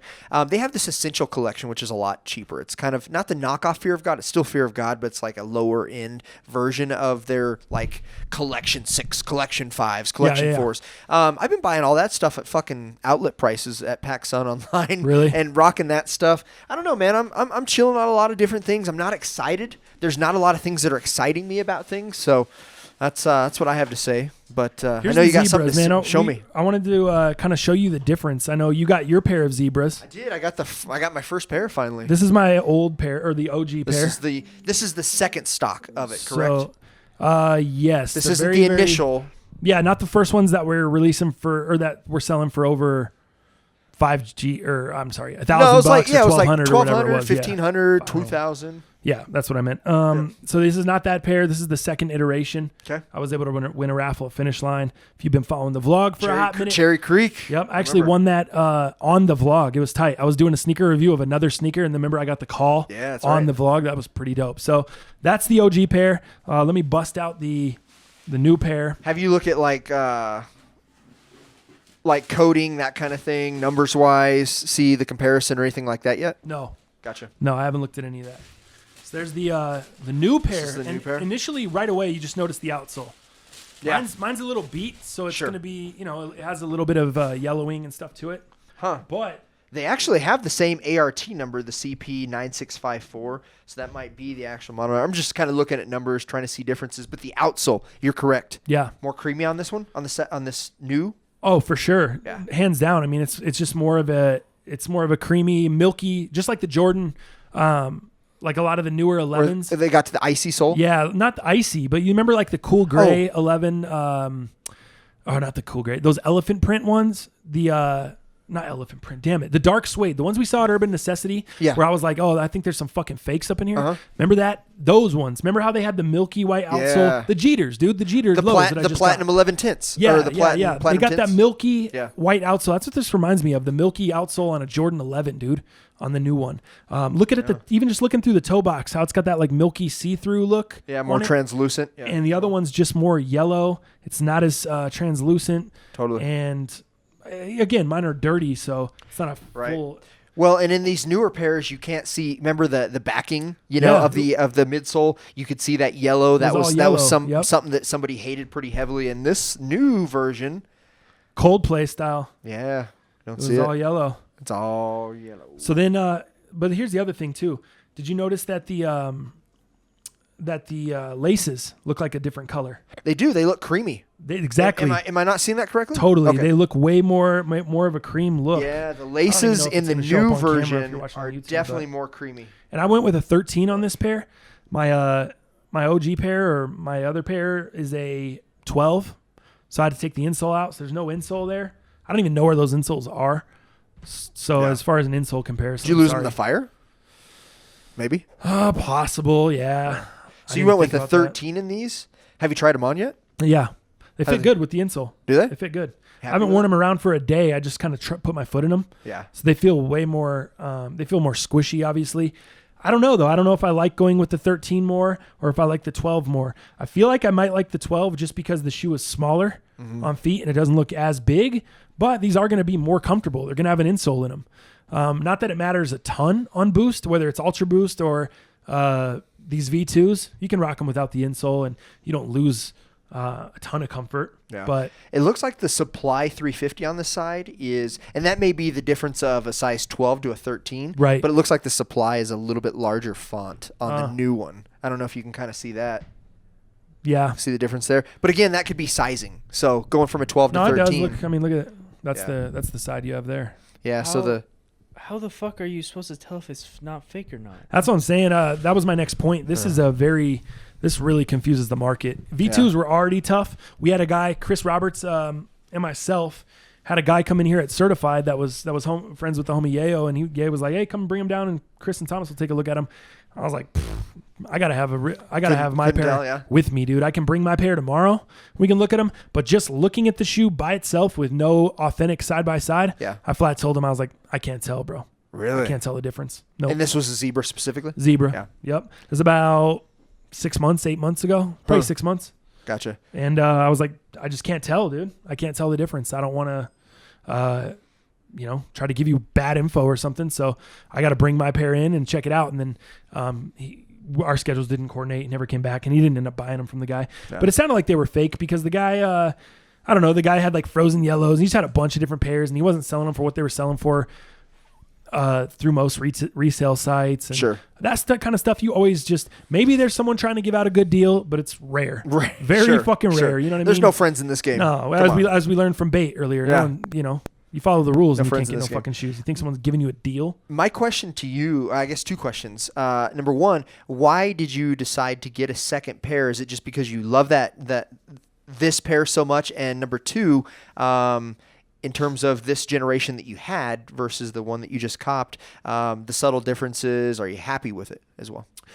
A little bit of both. So I really wanted to double up on the Zebra. Okay. This is my favorite besides the frozen yellow, which I'm going to hopefully cop. Out of all the V2s? Yeah. Okay. Yep. These and the frozen yellows are my absolute favorite. I don't own the frozen yellow yet. I'm still waiting for that restock. Sure. Which will be in December, I believe. December, yeah. So I'm looking forward to that. Looking forward to copping a pair or 2, maybe double up on those. Are you going to go to Bait?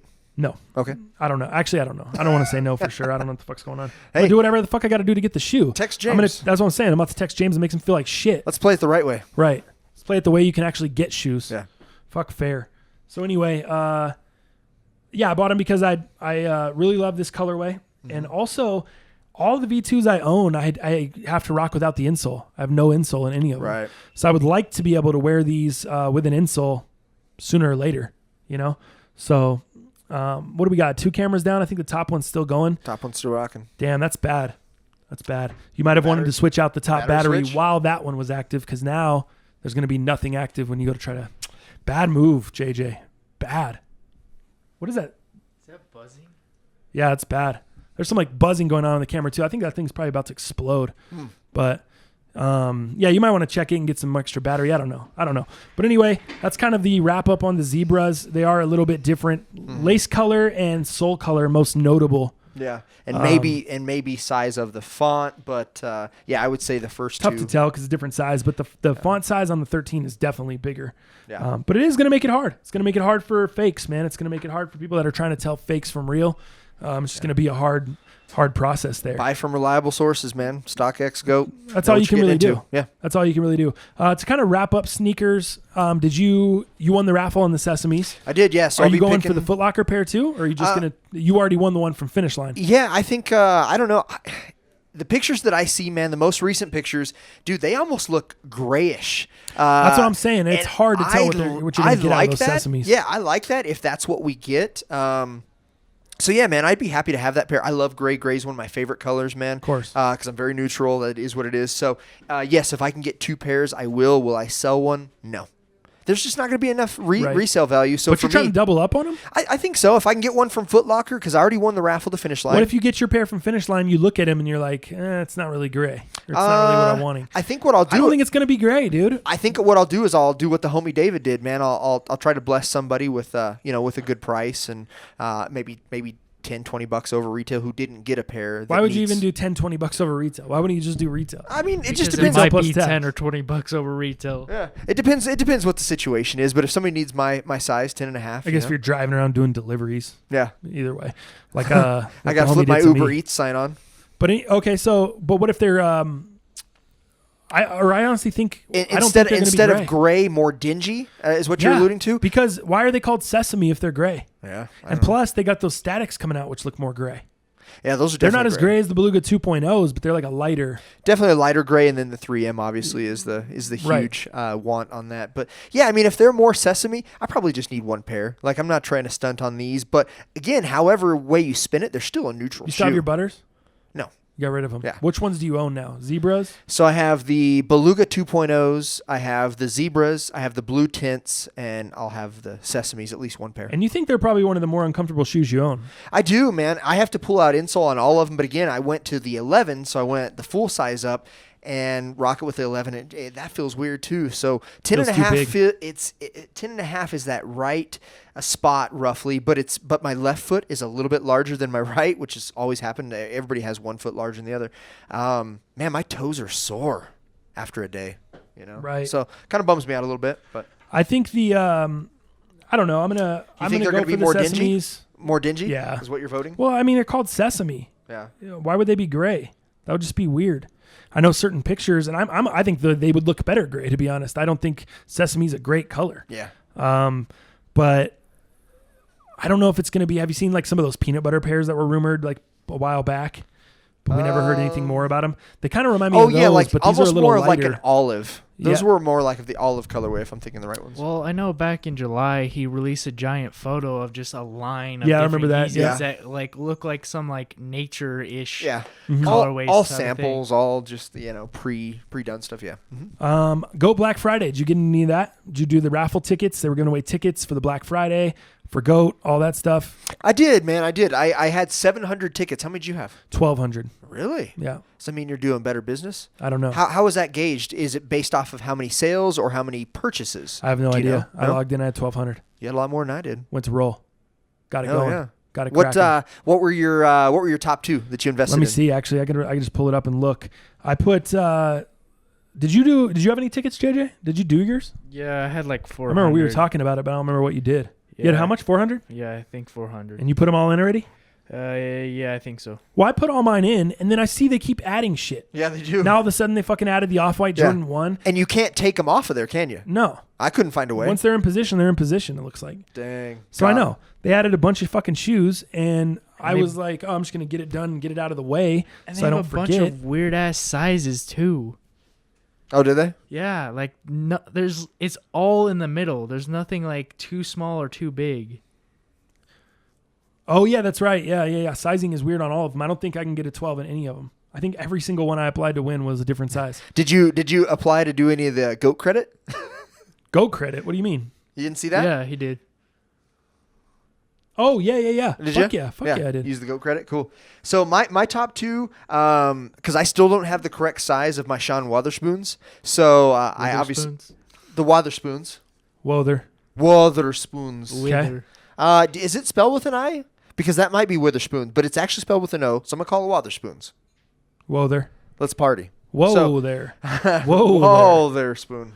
Whoa there. So that was one that I invested heavy into, and then I invested super heavy into the Nigel Sylvester. You just did 2 pairs? Uh-huh. Wow. I put it all That's in. probably I, a better, I a put all, better well, option. maybe, I don't know. How does this algorithm work? Yeah, I don't know. I'd like to be put on game. But dude, this is just so when they announced it, this is what they've added in like the last week and a half. They've added a shitload. Off-White Jordan 1, Off-White Presto, Off-White Force 1, Off-White Fly Knit, Off-White Max 90, Off-White Max 97, Off-White Vapor Max OG, Off-White Zoom Fly, Off-White Blazers. You could take your tickets back. You know Everything. that, right? No, he said he couldn't find a way How'd to you do switch it? it, and I couldn't I'm either. doing it right now.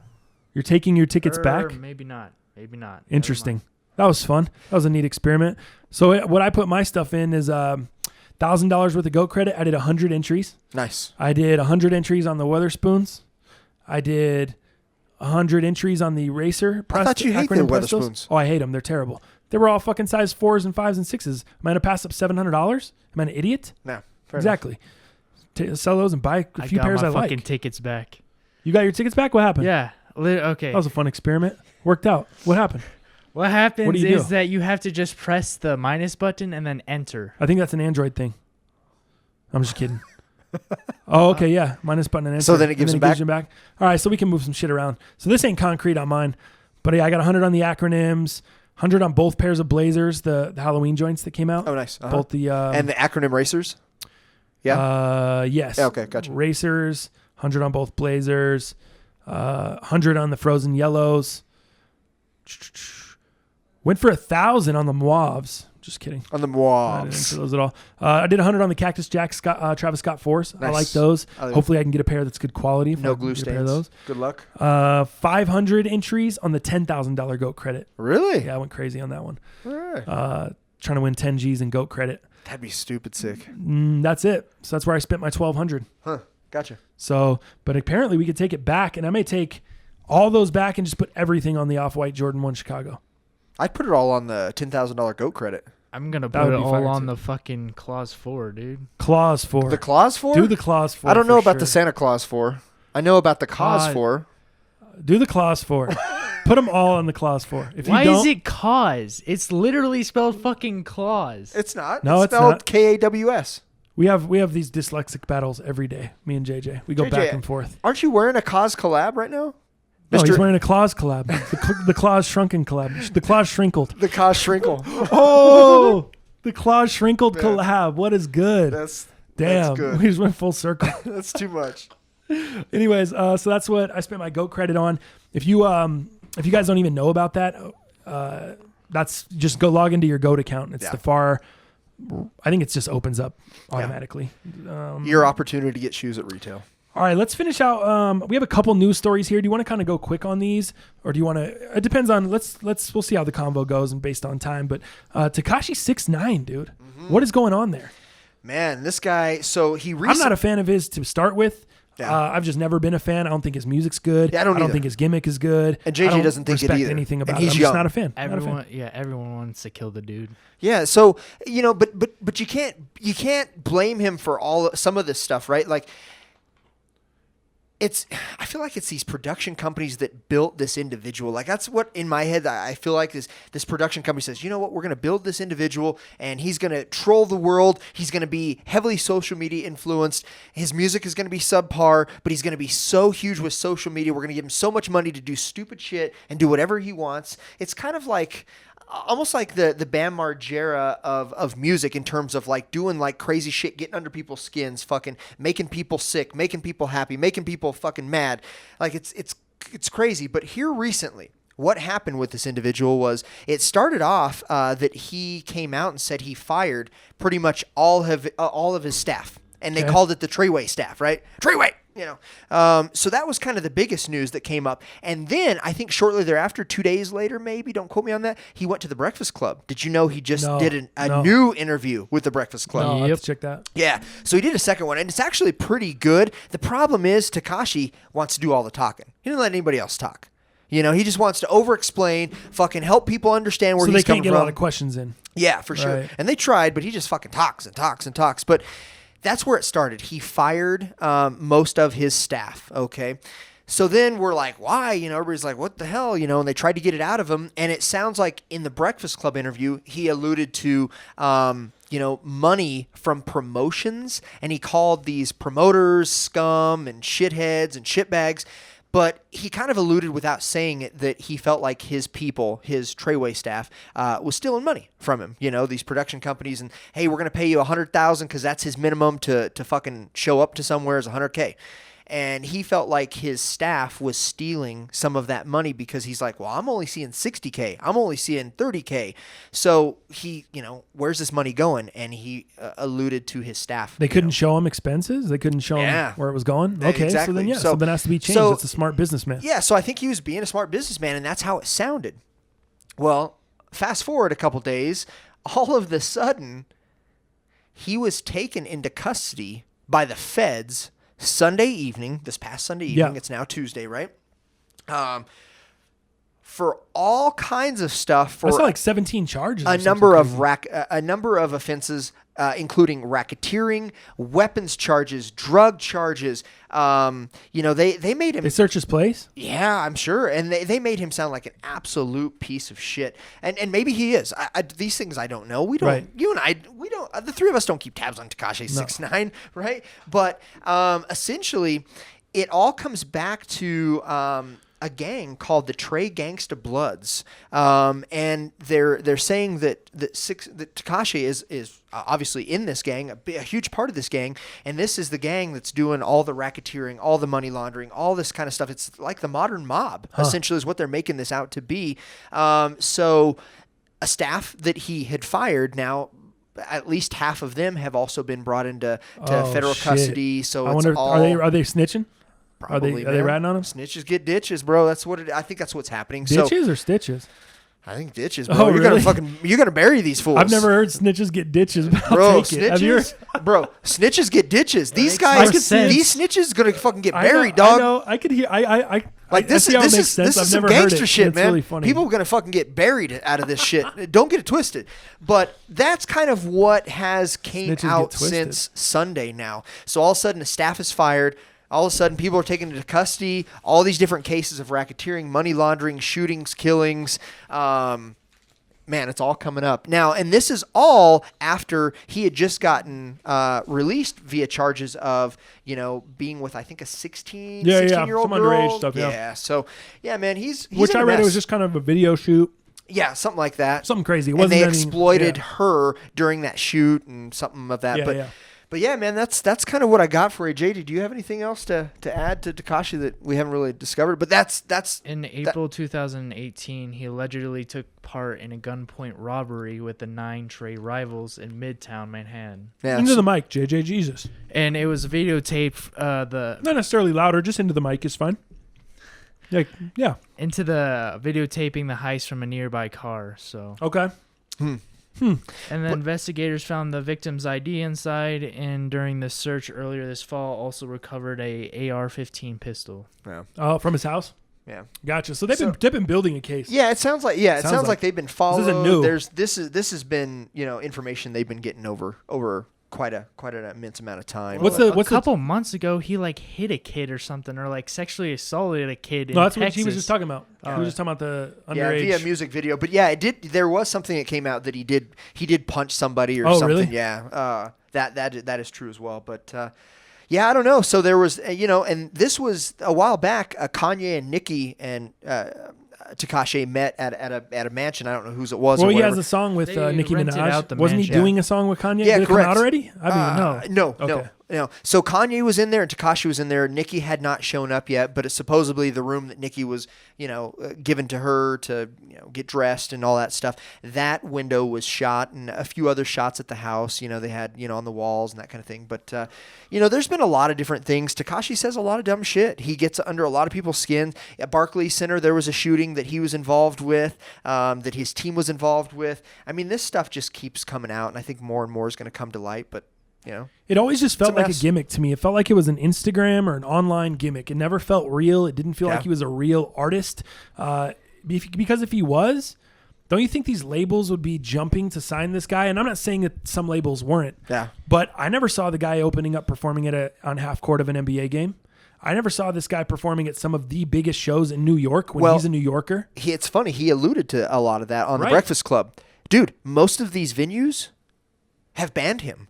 He's not allowed to play at half of the venues in the States. Well, if you're Because banned, you other can't play shootings. shows. Yeah. What good are you to any label? What good are you to any, you know what I mean? Yeah. So it was almost like he stymied himself before it ever even really got going. Right. And I don't think the music was good enough to get anything going anyway, but I don't feel like a lot of music is good enough to get going, and some motherfuckers are on the charts. So, Yeah, sure. you know what I mean? I'm not the end all be all when it comes to taste in music, but what I can say is it just always felt gimmicky. It never felt real. It never felt legit. He never felt like a legit artist Right. to me personally. Yeah, I consider him more of a legit social media star. Right.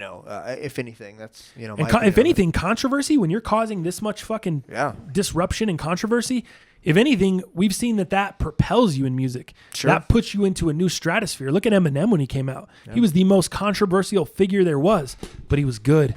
So that's the thing. That's the big difference. Tekashi, the music is just not good. Sure. It's not. It doesn't capture a wide audience or a wide fan base. It appeals to a very small crowd. It's very fucking yelly and loud and annoying. I mean, you have to do. There's a lot that is involved to try to be a fan of this guy. Right. You got to like who he is as a person, or maybe you don't. Maybe you can just like his music, but then the music it's a struggle. Right. It's tough. So I'm cool on that. You guys ready to move on from there? Good to go. What about Snoop Dogg? Snoop Dogg, man, gets his own star on the Walk of Fame this weekend, which is pretty cool. So there was many people. That is dope. Yeah, there was many people out there. Dude, he's Love Snoop. legitimately, is he the best actor? No, but he's got acting gigs on TV with Martha Stewart. Robin's been wanting to check out his show with Martha Stewart where they just cook The things. cooking joint, yeah. I don't know what that's all about, but she's been wanting to look at that. Dude, he's done. He's a game show host now. Did Soul you see that? Plane. He's done acting in movies. Oh, movies. She's hosting the game show? Yeah, for sure. The I forgot what it's Joker or called. something. Oh, Joker's Wild. That's Joker's what it Wild. was. Something like that. Yeah. The reboot. Yep. Yeah, so he's been doing that. I mean, dude, this guy's he's an Adidas sponsored, representative, which is cool. So he's got a lot going on for him. And I think obviously he was a pioneer in hip hop, man. He changed the game, that whole West Coast hip hop, him and Dre, obviously put him on the map. He's had a lot of accolades. A lot of friends were there to congratulate him. Dr. Dre obviously gave a conversation, and this was kind of inspiring. Dre actually talked gave a speech for Snoop in this segment, and he's the one thing that he said that kind of captured me was, when Snoop and I got together and did things, we never ever once said to each other no.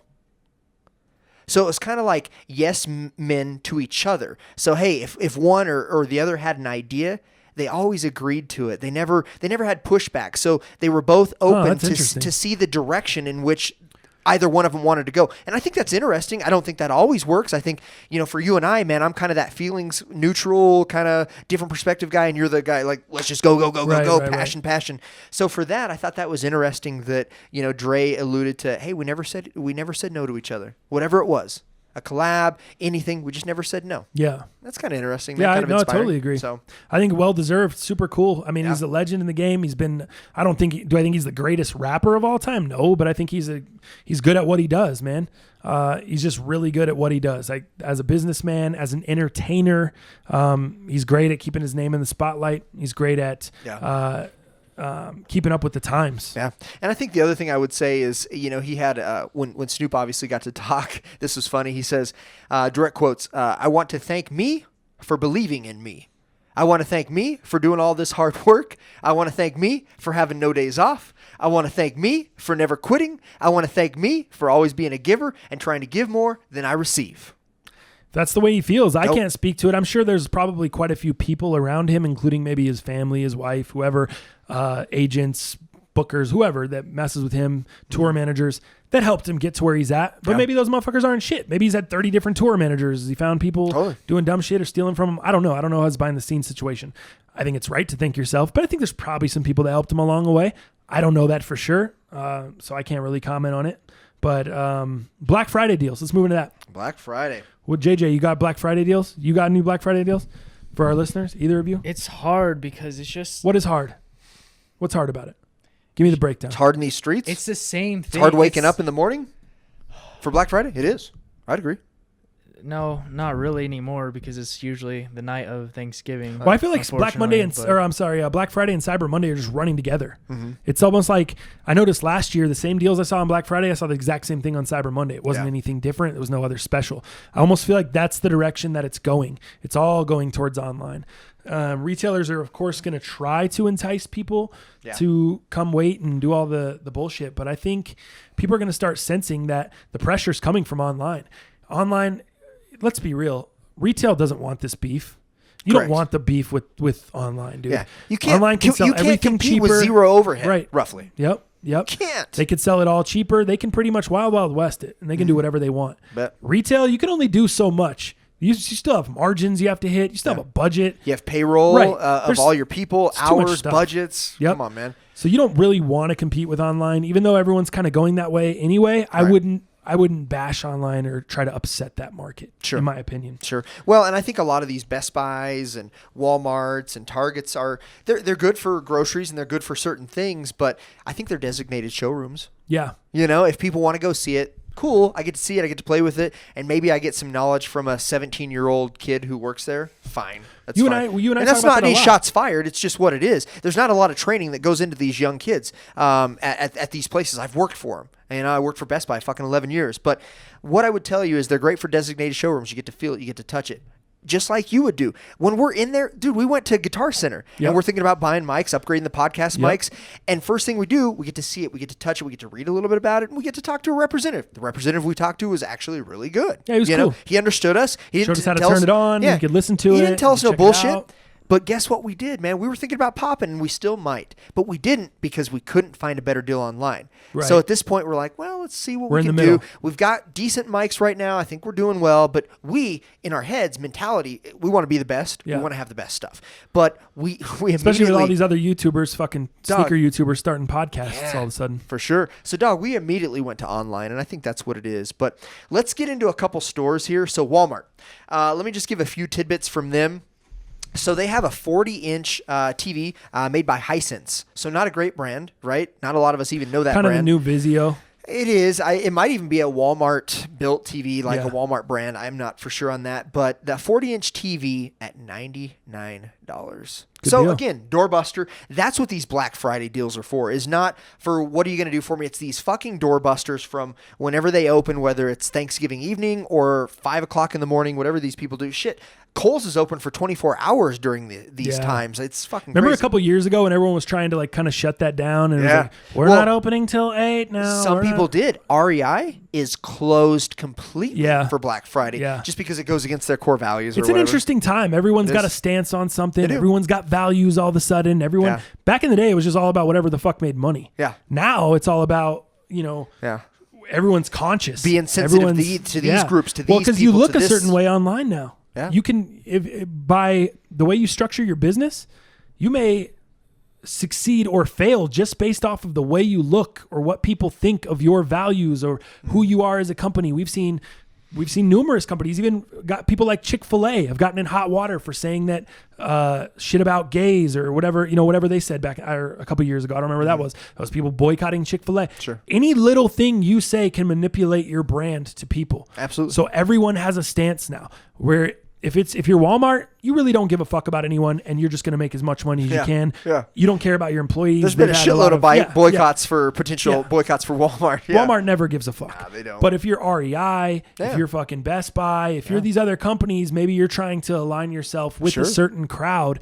REI has more of a niche crowd. Best Buy, I wouldn't say you need to fit in any box. I would say you just do it like Walmart Yeah. and try to make as much money as you can. Sure. Because motherfuckers are not going to stop going to Best Buy because there is no Circuit City. Yeah. You know what I mean? Like, who's the direct competitor of Best Buy? It's Walmart now. Yeah. It's Target. All these people are now competing. Yeah, Amazon. Amazon. Right. Well, I was for talking the most about part, retail. But But yeah. retail, Yeah. No For Circuit sure. Cities, no Ultimate Electronics, soundtracks. The other thing, doesn't it feel like are we good, motherfuckers? Are we good on TVs? Do you guys have enough TVs? Like, do you feel like every year it's a flat screen TV for a different rate or a budget fucking price? Yeah. Like, how many TVs do we need? Right. What year do we get to where it's like, all right, cool, everyone's got a flat screen TV, Yeah. like we're good. Totally. What? It's just the display, and now they're doing a curved TV, but eventually Does this $99 Hisense have a great display or a curved TV? No, this Hisense TV That's has the shit technology. people are going to be beating the fuck out of each other for, JJ. Yeah. Okay, I'm not talking about the shit that's actually moving technology forward. I have a really, really nice Samsung TV, and I wasn't going to buy Samsung. Had a couple good friends tell me go in a different direction, do whatever. The value was there. What I got for the value, and I will say, best TV I've ever fucking owned. Yeah. The sickest TV I've owned.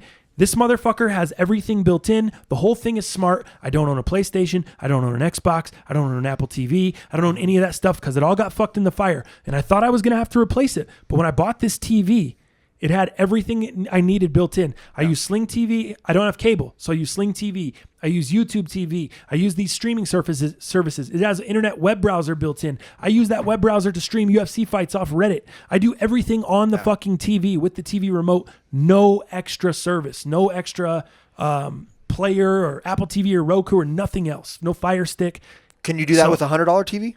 Absolutely not. I doubt it. Absolutely not. Now, and I don't want to sound petty or anything, but check this out. So I worked for Best Buy for 11 years. Great company, no problem. Had no problems with them. It was just time to move on. But what I will tell you for Black Friday specifically, a lot of these companies, like Best Buy or whatever, bring in Toshiba and bring in HP and have these fucking $200 laptops, right? That people are just fucking beating each other up for.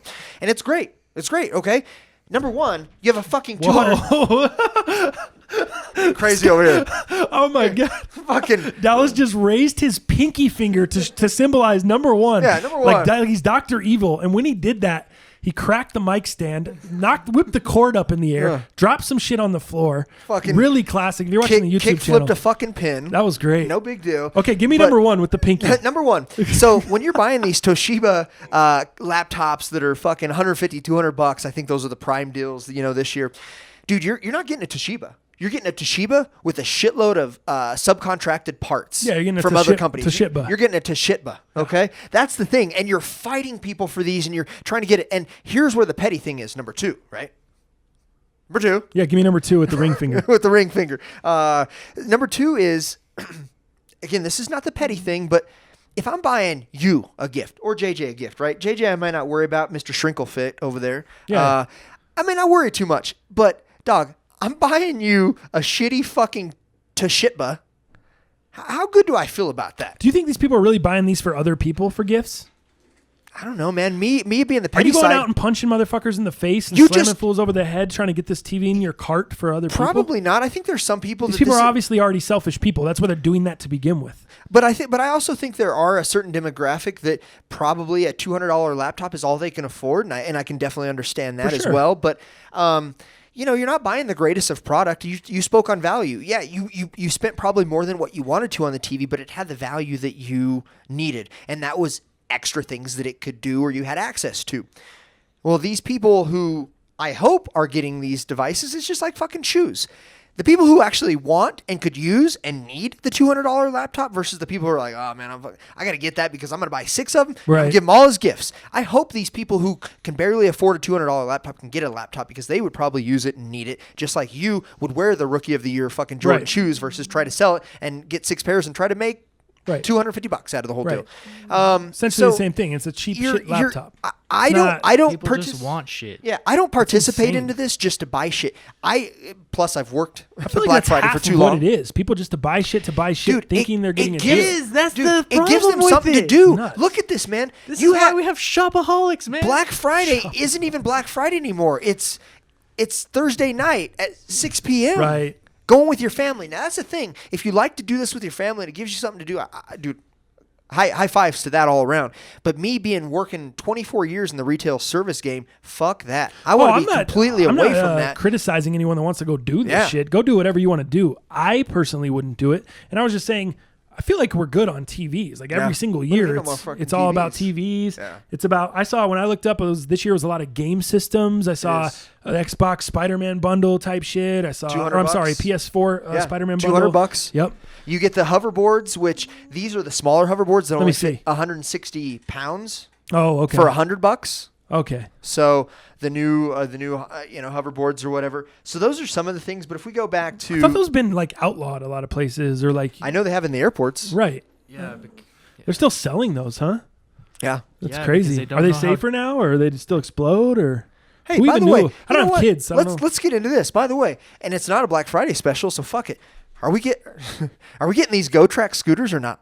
Oh, dude, yeah, I want to get those. We need to get these. I wanna get Disc those. brakes, speedometer built into it. So you guys know about the Lime scooters that, or the Lime and Bird, and a lot of cities have seen them. Yeah. Denver has had an influx of them. It hit us this past summer. So there's just these scooters all over the streets.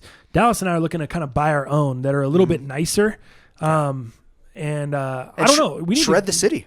Well, we're kind of deciding. Do we get new mics for the podcast? Do we get the scooters? We can't buy everything. I think we get them both. get the mics. We need mics and we the need mics. scooters. Why do we need? Is the sound that bad on the podcast? Do No, we need if you're new mics? going to get something, you might as well get something that will Instead of the mics we have that sound fine, or do they not sound fine? Hey, do you know the return on investment on those scooters? Can you imagine Why the hell would you need it? Hey, can you imagine the smiles that Franchise and I would have from these fucking scooters? Right. Dude, I'm like a kid in a candy store.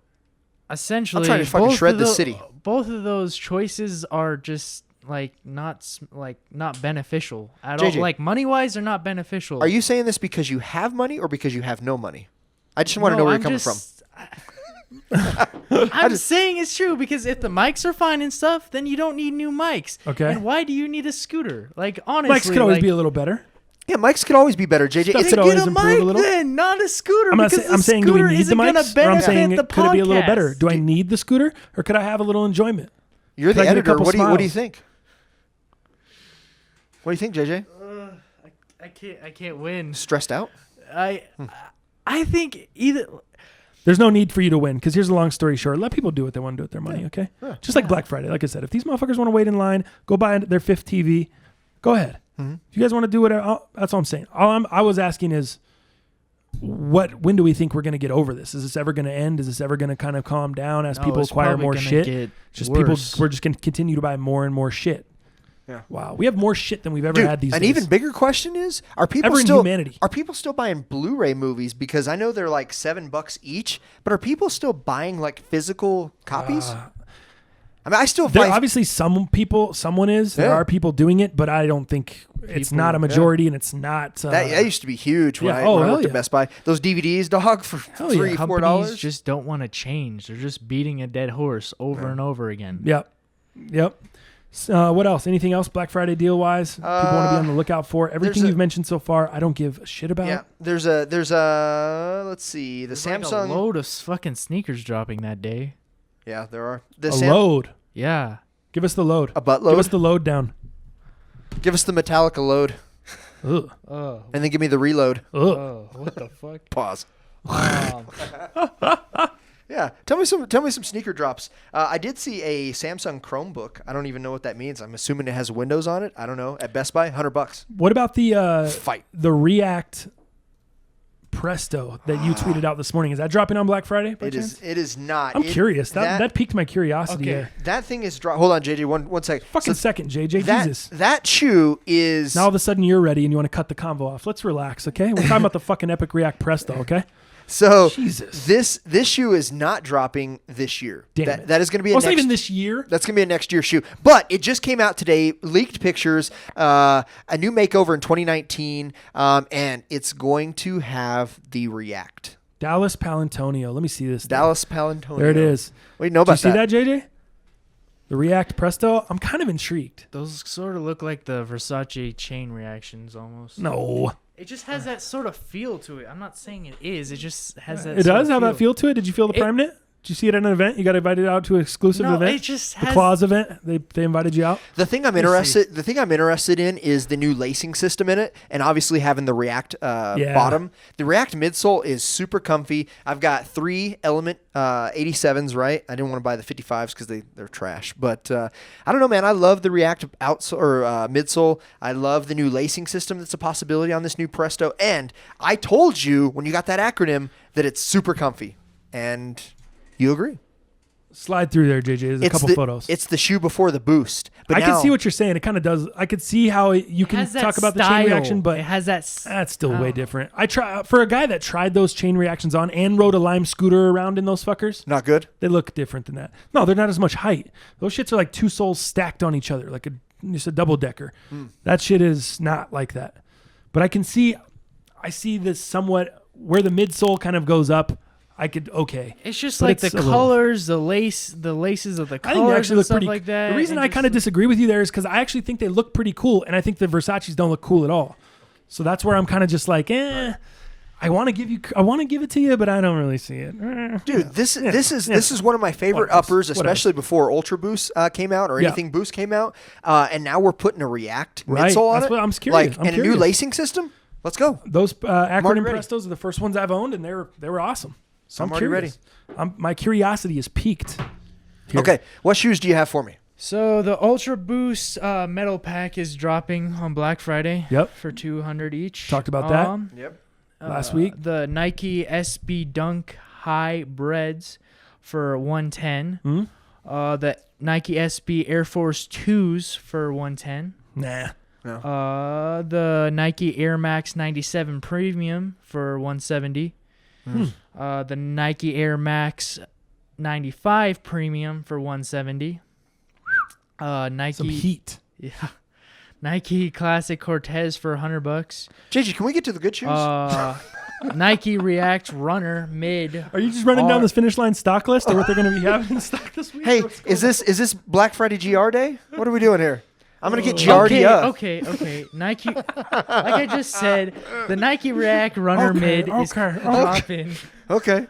It's $180, and there's 2 colorways. One of them is a Bronco colorway, so yeah, I don't know if you're interested Okay. in that. Nope. I remember I'm a Chiefs fan. Yeah, this guy's fucking... I'm getting my Mahomes jersey tomorrow. Oh, oh my God. Go on, JJ.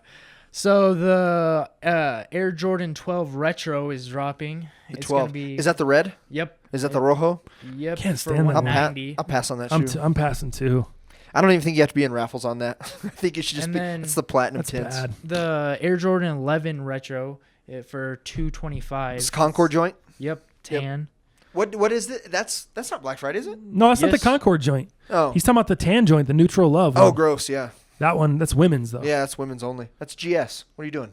It's women's exclusive. All right, thanks, JJ, for hitting. Hey, you know what? We have a few ladies listening. Yeah, what are you doing, Dallas? Sorry, man. Gosh, me too. Me too. Lord. Sorry. Trying to cut out our ladies. I forgot. All 5 of you listening? That's fire, Dal. And do you guys, I don't know if you honestly care about this because it's Under Armour, but I know Steph Curry's dropping another pair of shoes, Curry 5s.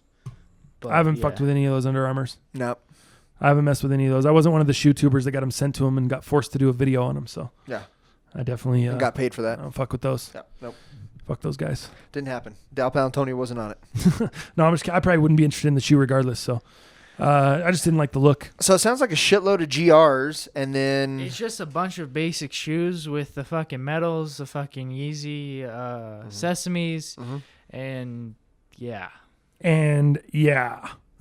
I think your audio is going to be terrible in this podcast, JJ. You got the mic fucking turned. You're back half the time. You're forward half the time. Sometimes you're whispering. Then you start talking up, but you're not talking into it. We might have some audio issues. I just from you. found this. You might need some new guys mics. Heard about this, but the Air Jordan 1 UNC patent leather releasing in February 2019. They're retroing that one. That was the very first Jordan 1 that got me in the game. Was it? Yeah, if it's the patent leather, is it a mid? No, it's the high. No. Let me see it.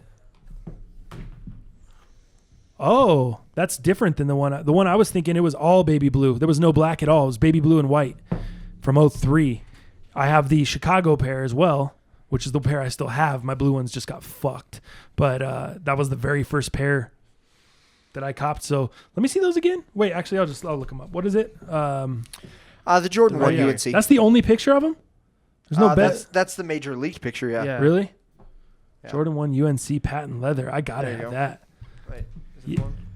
But the problem is that it's rumored to only drop in ladies' women's size. Fuck. Nice job, JJ. Way to bury the lead there. Yeah. Get me all pumped. I'm actually Googling pictures, and then instead you don't want to say, oh, no, just wait up. It doesn't even matter. It's lady size. You can't get those anyway. But the thing is, it's only rumored, so you don't know that. Oh, boy. Well, so it's going to be NBA All-Star Weekend shoe is what they're alluding to in February. And from what I see, and this is just Chicago's finest kicks, they're calling it women's Air Jordan 1 Retro OG UNC patent leather. So there are a company. I could totally see it being a women's shoe.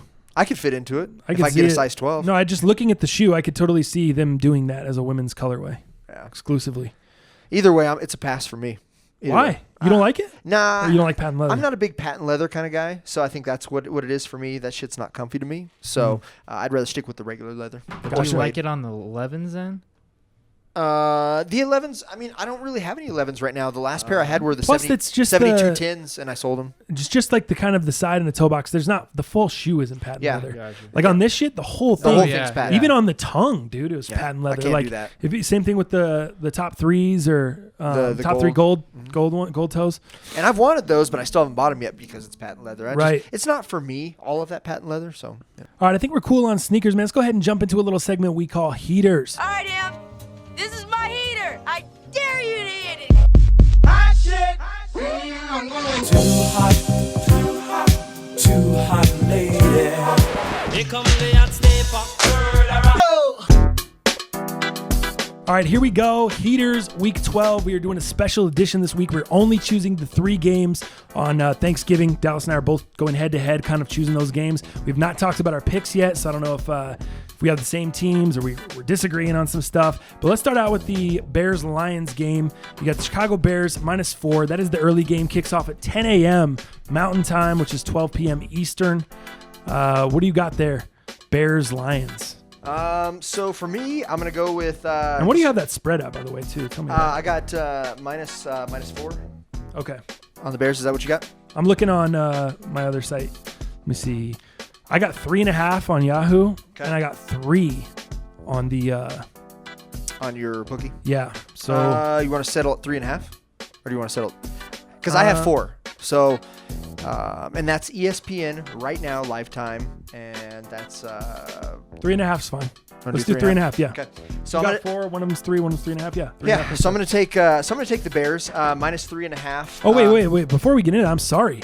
Dallas goes 3-0 this week. He took the Bears minus 2.5. Easy cover there. Well, I guess not easy. Won by 5, but pretty easy. They dominated the whole game. Sure. Against the Vikings Sunday night. Saints easy cover. Blew out Philadelphia.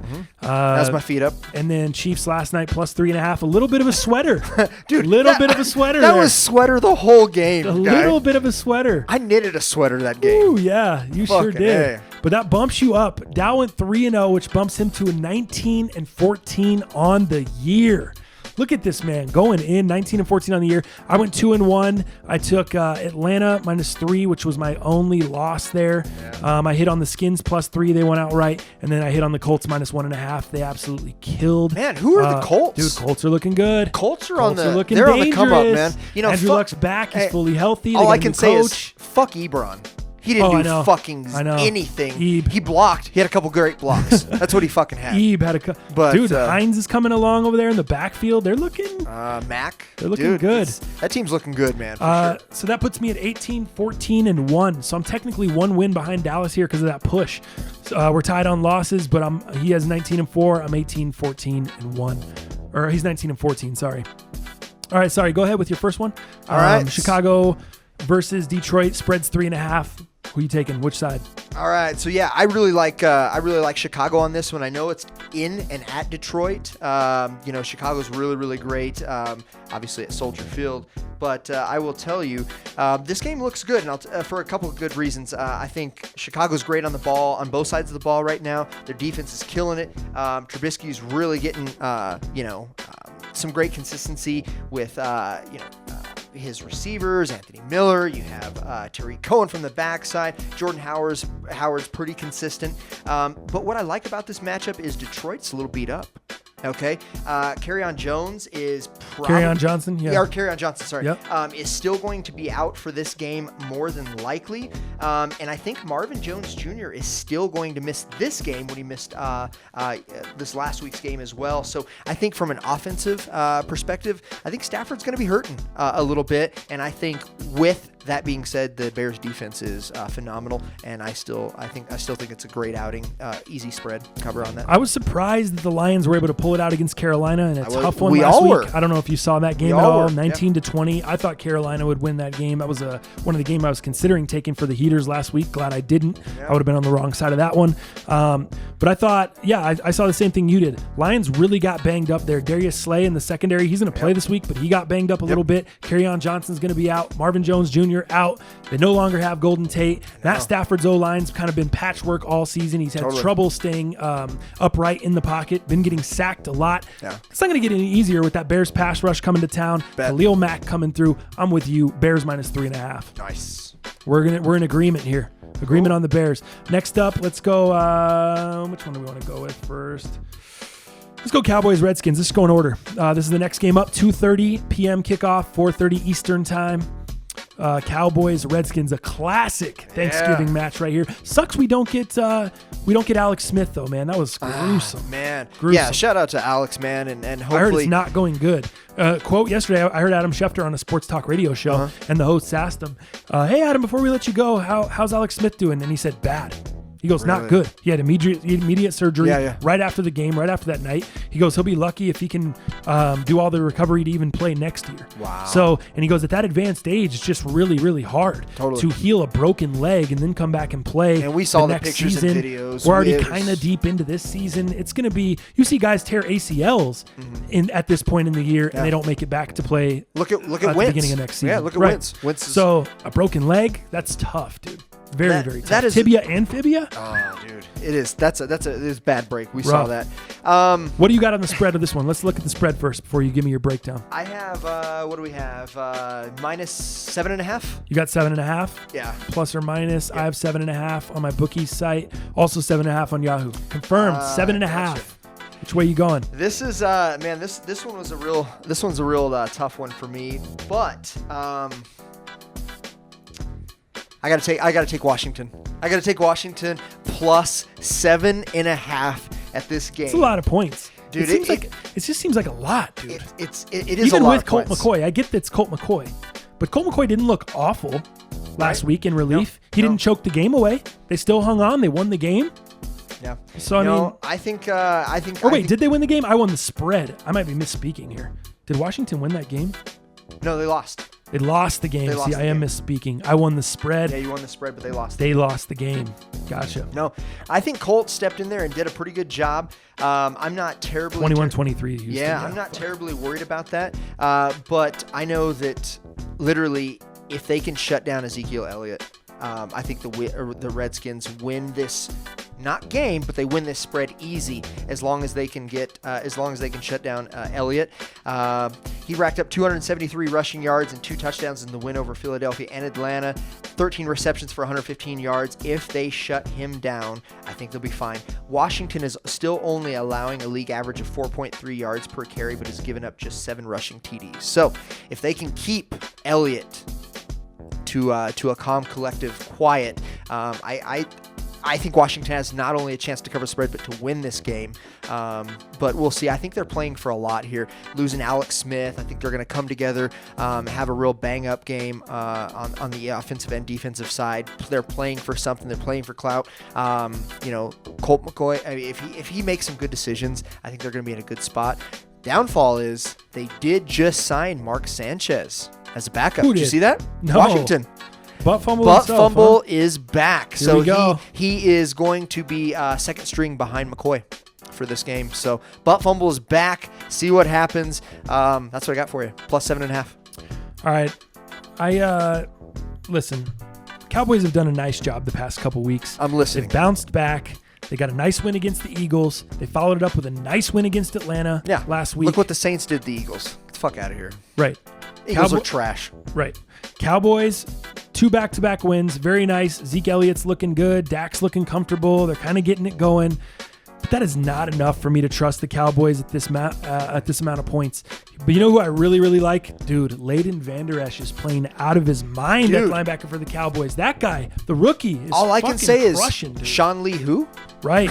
Right? Dude, they found their new Sean Lee. This guy is fucking killing And inside. that defense needs a captain at that linebacker spot. Yeah. They need that to be the guy, the vocal leader. Yep. This guy playing the way he's I don't know how much of a vocal leader he is. Right. But dude, he's a leader on the field with his actions, the way he's playing as a Out of rookie. his mind. Very impressed with Leighton Vander Esch. I think that Colt McCoy does struggle with pressure. I think the Washington O-line's pretty good. I think they're going to have to get Adrian Peterson going. They're going to have to really, really get that run game going, protect Colt McCoy. But I think they keep it close enough. Yeah. I don't think they win, but I think the Cowboys failed to cover the spread. I'm going to say a 17-24 game. Yep. Washington covers. I'm with you. I think What do Peterson. you mean you're with me? You said you're going Cowboys minus 7.5. No, I said Washington the You whole did? time. Yeah. Oh, I put it down wrong. My fault. My fault. I'm sorry. Washington. No, man, absolutely. Like I said, if they can keep Elliott. I'm sorry. I Yeah. thought you said the Cowboys. No. I'm with you. You're on this giving. one. I think you were giving all the props to the Cowboys, kind of like I was. Yeah, we're both giving all these props to the Cowboys, and we take but Washington. But Just too many points. The spreads, it's too much, man. It's too much on this one. So, All right, so then I think we're both in agreement there. We think the Texas Colt McCoy is going to come back. He went to University of Texas. If you're unfamiliar with Colt McCoy, he comes back Longhorn style and does the Cowboys in their house. Do you think he wins the game? I think they have a chance. Or you think I don't think they win the game. I don't Here's think he does. Here's how they win the game, just like I alluded to. You keep Elliott shut down and shut up. Yep. You keep him shut down. Dude, they have a chance of winning the game. They cover the spread fairly easy, but they may even win the game. All right, the nightcap, New Orleans Saints, Atlanta Falcons, kicking off at 6:20 on NBC. That's the game of the day right there. I think that's the best game. Absolutely. Even though the Falcons' defense is atrocious, the Saints have just been looking incredible and unstoppable. Something about me still thinks this is going to be a barn burner. It's going to be a shootout. It's going to be a lot of fun. Yep. But, dude, New Orleans defense the past couple weeks has looked pretty good. I picked him up 2 weeks Looked ago. pretty good. Guess who picked him up 2 weeks ago? Dow Palantonio. Your boy. Your boy. Give me shouts. Hit me up, All right, Twitter, if you need help. What do you have on the spread on this one? I have minus 13 New Orleans. All right, let me see. I got 13 on Yahoo. So many points. Bookie, 13 as well. 13 it is. What do you want? Which So side? many points. Okay, let me just be clear here. The betting action right now, 82% in favor of New Orleans. They are New Orleans heavy. We have an 18% in Atlanta favor.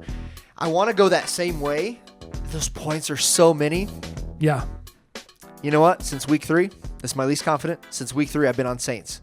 I'm saying Saints cover the spread at -13. Oh, shit. They are too much to handle. That's a lot. You saw what they did to a broken down Philly team. And it's not a great measuring stick because Philly is broken. And what a sad, sad broken team. But I think they have too much firing power. We talked about it earlier. You got Taysom Hill coming in. You got Kamara. Kamara wasn't even used that heavy this last game. Yeah. Okay? Ingram was used more and had more points. You just had Michael Thomas. My God, you have so many. Who was that guy? What's his name? Smith, the wide receiver? Out on the other side of Thomas in New Orleans? Yeah, Traquan Smith. Traquan Smith. Yep. Holy shit, does he look good? Yeah, he does. Doesn't he? Yeah. Dude, they just have too many weapons. I think New Orleans wins this +20. I think they win by 20, Wow. maybe even more. This game is so crazy. Dude. You want to give me 20? No, I do not. Oh, okay. No, I do not. Thought But that's what I you think thought. there's a chance Thought they were winning by 20. that they might even win You by. want to give me 15? Nope. Okay. No, we'll stick with the -13. Okay, let's call it there. You just sound very confident. But no, I think New Orleans is probably arguably the most complete team in the NFL right now. Especially both with the sides way of the their ball. the D was issue early, but it's really they really. And like I said, I picked him up 2 weeks ago, but if you would have picked him up 3 weeks ago, you keep him. I was actually doing what you were doing, just rotating defenses out week to week because I think that's a smart move. I picked them up 2 weeks ago, haven't let go of them yet. So great team, man, on both sides of the ball. Most complete team in the NFL, arguably, and I think they cover the 13. Here's where I come in on this. The Saints are coming off consecutive blowout wins outside the division. This is a different game. These two teams are familiar with each other. They usually play close, exciting games. That is the number one reason right there that I'm taking it. I would say Atlanta. get week 3 out of your head. I'm taking Atlanta there. Get week number 3 out of your head. Number two, the Falcons are in desperate measures. This is the game. They need to keep their season alive. You still got Matt Ryan. You still got Julio Jones. You still got Tevin Coleman. That can be argued, though, if they win this game, their season's still alive. How far do you want to get? What is get into the Super Bowl season alive or get into the playoffs? Playing meaningful games. I think you could argue that the season is more gone than here. That would be my argument. But go on. For them to continue to play meaningful games, they need a big win. Now, I don't know if they're going to get a win, but I do think they keep it close and they keep it within the 13 points. Like I said, I'm not going to call them to upset the New Orleans Saints at home. Sure. Let's be real. Yeah. But I do think they keep it close. I think the teams are too familiar with each other, and these teams generally play close games. They are, and they both notoriously play better in domes. It doesn't matter whose dome. They're dome teams. So this is the only one we disagree on. You're going Saints minus 13. And I'm going to go, got a call there. Go ahead and decline that call. Yeah. And I'm going to go with the ATLians. We're going to go plus 13. Cool. Atlanta Falcons. I'm glad we have at least one difference. Exactly. We have something to root for. Yeah, something to root for. No doubt. So that's where we kind of stand there. We're in agreement on the Bears minus 3.5, agreement in Washington plus 7.5, and then opposites. Dallas likes the Saints minus 13. I like Atlanta plus 13. Should be a lot of fun. Make sure you guys enter in the DraftKings tournament, man. We got one going for the normal weekend. That'll be the standard. Then we got the special 3-game tourney that'll be going down on Thanksgiving Day. That shit's already live right now. I'll tweet out the link as well. But make sure you hit up the DraftKings tournament. Only 20 spots available in each one. So quicker you get in, you'll make sure you're locked in case it fills up. Anything more you guys got to say other than happy Thanksgiving, man? We appreciate you guys. We are thankful for so many things here at the Most Underrated Podcast. We're thankful for all you guys supporting us and listening, and just a lot of the people that have hit me up like, yo, man, this has really been become a part of my week. Yeah. This is a part of my routine to come in here and listen to you motherfuckers talk shit, and that's what's fun for me. It's the motivation I enjoy we need. doing this. Don't take everything we say so fucking serious or so literal, man. We're here to do a show. We're here to have a good time. We're here to have fun. It's all in the I don't even know what the hell the term I'm trying to say. It's all for entertainment. Yeah. You know what I mean? It's all for to have a good time. This is really it. So I think we can kind of close on that note. Anything more from you guys? Anything else? No, I think on Monday we'll just hit the YouTube comments. Someone hit us up on the Turkey Bowl. If you guys got a Turkey Bowl going down and we can get an invite in time, I might show up over there if Dallas can't get this one scheduled because he doesn't even know what's going on. You might show up there. I'll be over there as well. Come on, yeah, stop that's playing. right. We'll both be over there. I'm trying to get a minimum of 2 tutties. All right. Okay. All right. So we'll see you guys. What are we doing next week? Oh, we'll get back to normal schedule next Monday. week. So yeah, we will see you fools Tuesday.